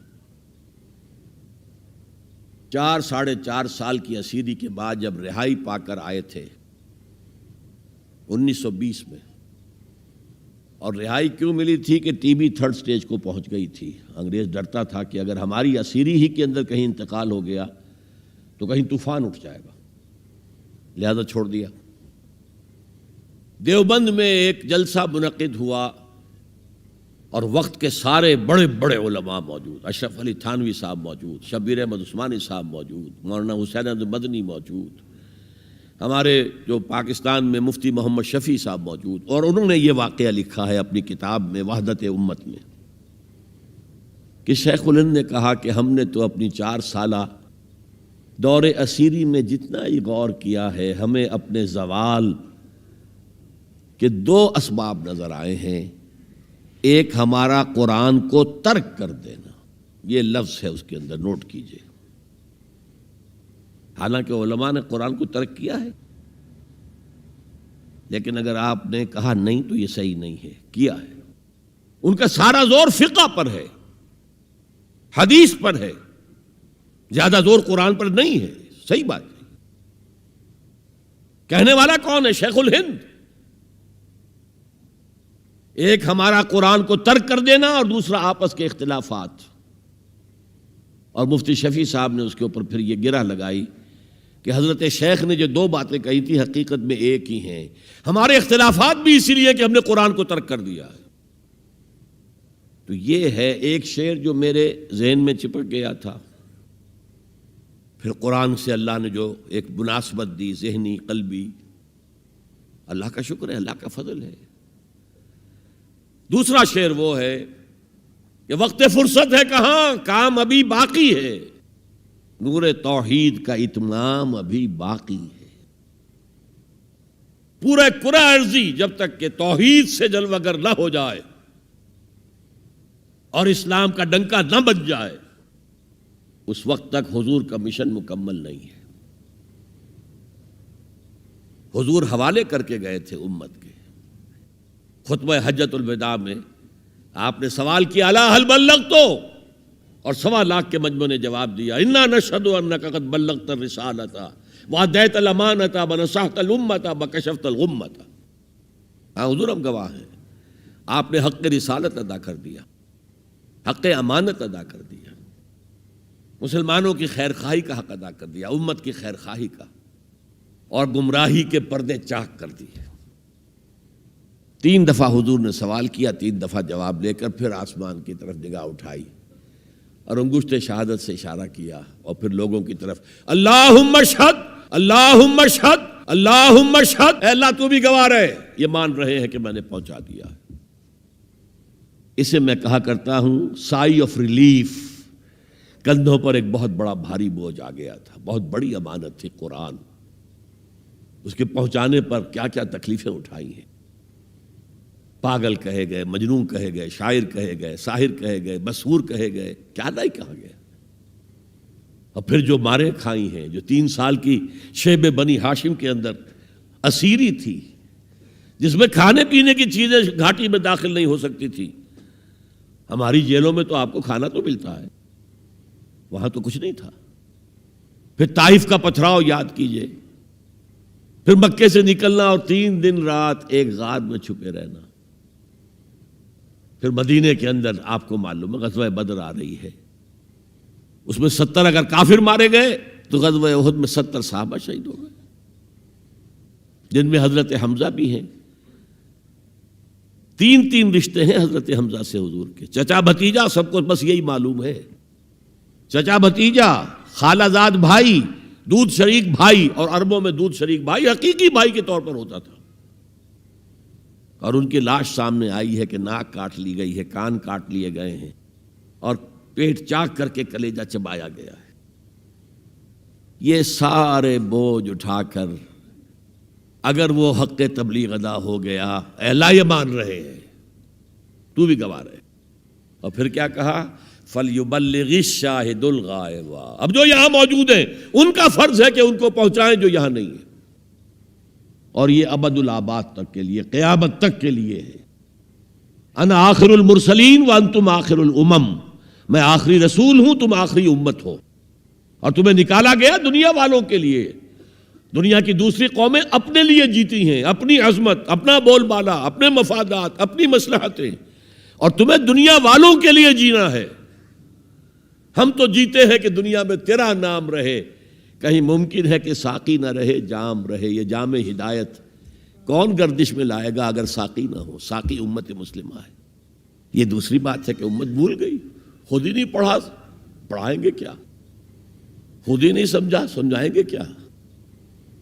بہرحال وقت فرصت ہے، کہاں کام ابھی باقی ہے، اور اس کی صحیح حدیثیں موجود ہیں کہ دنیا میں دوبارہ نظام خلافت علی منہاج النبوہ آئے گا، اور اب جب آئے گا گلوبل ہوگا۔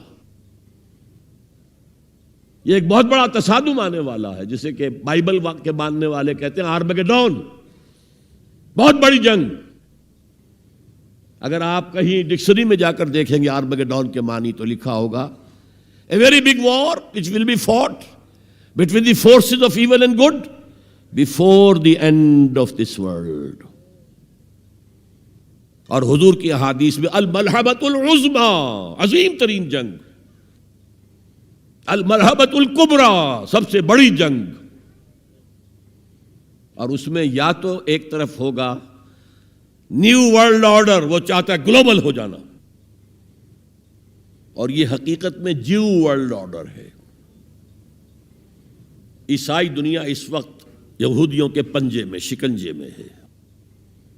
100 سال پہلے دیکھ آیا تھا وہ دیکھنے والا مرد درویش اقبال، 1905 میں گیا تھا انگلستان، جرمنی، 1908 تک رہا تھا۔ وہ دیکھ کر آیا تھا کہ فرنگ کی رگے جاں پنجے یہود میں ہے۔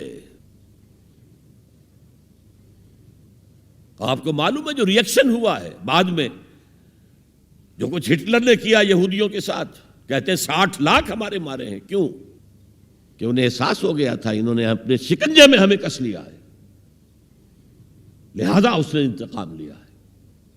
بہرحال اب جو بھی ٹکراؤ ہونے والا وہ 2 نظاموں کا ہوگا، جسے ہنٹنگٹن نے کہا ہے کلیش آف سیویلائزیشنز، تہذیبوں کا تصادم آئے گا، اور اس میں دوسری تہذیب ہماری یا ہمارا نظام اس وقت دنیا میں کہیں نہیں ہے، لیکن دشمن کو معلوم ہے۔ ابلیس کی مجلس شورا میں علامہ اقبال نے ابلیس کے ترجمانی کرتے ہوئے کہا ہے اگر کوئی خطر مجھ کو تو اس امت سے ہے۔ ابلیس کہہ رہا ہے۔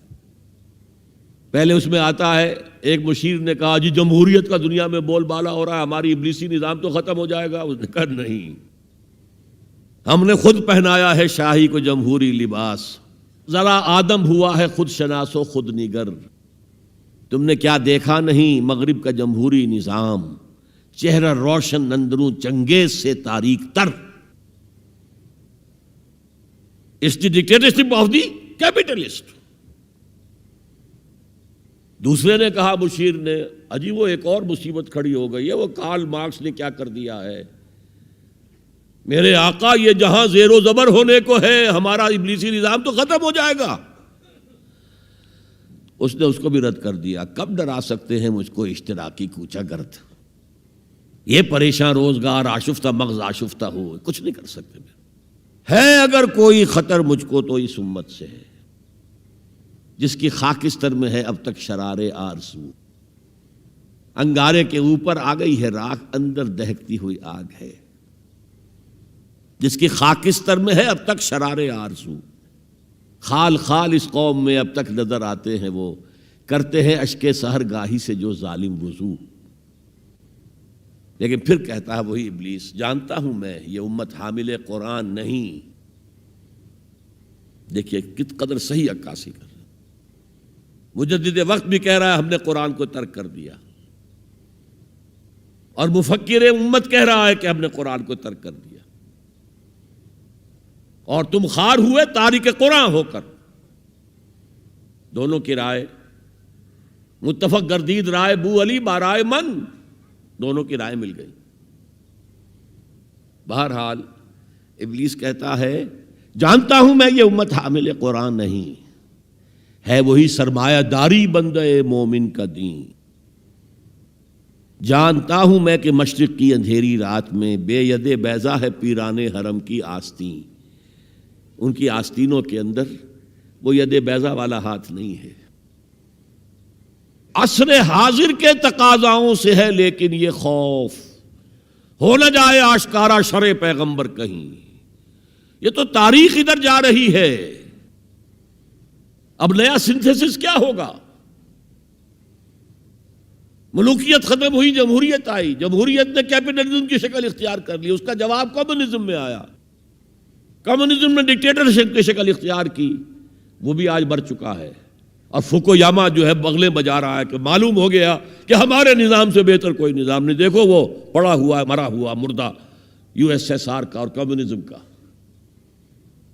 لیکن عصر حاضر کے تقاضاؤں سے ہے لیکن یہ خوف، ہو نہ جائے آشکارا شرع پیغمبر کہیں، الحذر آئین پیغمبر سے 100 بار الحذر، حافظ ناموس زن مرد آزما مرد آفرین۔ موت کا پیغام ہر نوع غلامی کے لیے، نہ کوئی فغفور و خاقاں نہ گدائے رہ نشیں، کرتا ہے دولت کو ہر آلودگی سے پاک و صاف، منعموں کو مال و دولت کا بناتا ہے امین۔ اس سے بڑھ کر اور کیا فکر و نظر کا انقلاب، بادشاہوں کی نہیں اللہ کی ہے یہ زمین، ان الارض للہ۔ یہ نظام دبا ہوا ہے، راہ کے اندر چھپا ہوا ہے، لیکن وہ خوب جانتے ہیں کہ ان کے اندر وہ جذبہ ہے، اگرچہ ابھی وہ جذبہ بھٹک رہا ہے، صحیح رخ پر نہیں پڑ رہا، کہیں اس نے دہشت گردی کی شکل اختیار کر لی جو کاؤنٹر پروڈکٹیو ہے۔ فائدہ کیا؟ ایک ہاتھی کو آپ ایک سوئی چبو دیں، اسے پتہ بھی نہیں چلے گا کہ میرے جسم میں کوئی سوئی گئی۔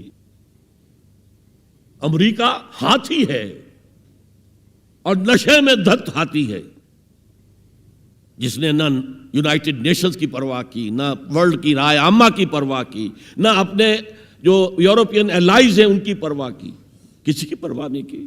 وی شیل گو اٹ الون، جسے جہاں آنا ہو آ جائے ورنہ نہیں، نشے میں دھت ہے۔ لیکن جب یو ایس ایس آر کا خاتمہ ہوا اور ادھر جو ہے نیٹو کو اثر نو منظم کرنے لگے، ایکسپینشن ہو رہی ہے، تو کسی نے پوچھا اس وقت کے نیٹو چیف سے کہ اب آپ کا جو دشمن تھا وہ تو ختم ہو گیا،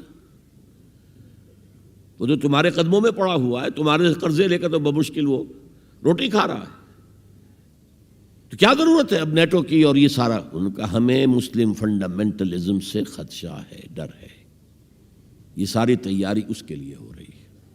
ایک بہت بڑا تصادم ہوگا جس کے لیے کمر کسنے کی ضرورت ہے، لیکن اس میں یہ ہے کہ جو کمزوری ہماری ہے، ہم میتھڈالوجی آف دی پروفٹ صلی اللہ علیہ وسلم کو نہیں سمجھ پا رہے۔ یہ کام ایک دفعہ ہونا ہے، دوبارہ ہوگا اسی طریقے سے جس طریقے سے حضور نے برپا کیا تھا۔ آپ زمانے سے بورو کر کے، کمیونسٹوں سے ان کا طریقہ کار مانگ کر، یا یہ انتخابات کے ذریعے اسلام نہیں آ سکتا، وہ آئے گا through the revolutionary process to be derived from the سیرہ آف محمد صلی اللہ علیہ وسلم۔ بہرحال اس کے لیے کمر کسیں، اتباع رسول جو ہے، دل میں ارادہ تو ابھی سے باندھیں کہ ہمیں کرنا ہے، اللہ تعالی ہمیں اس کی توفیق عطا فرمائے۔ تو حب رسول کا تقاضا اتباع رسول، اور اتباع رسول کیا؟ حضور نے اپنی زندگی کھپائی کس کام کے لیے؟ دین کی دعوت و تبلیغ اور دین کو قائم کرنے کی جد و جہد۔ اللہ تعالی ہمیں اس کے لیے اپنا عزم مصمم کرنے کی توفیق عطا فرمائے۔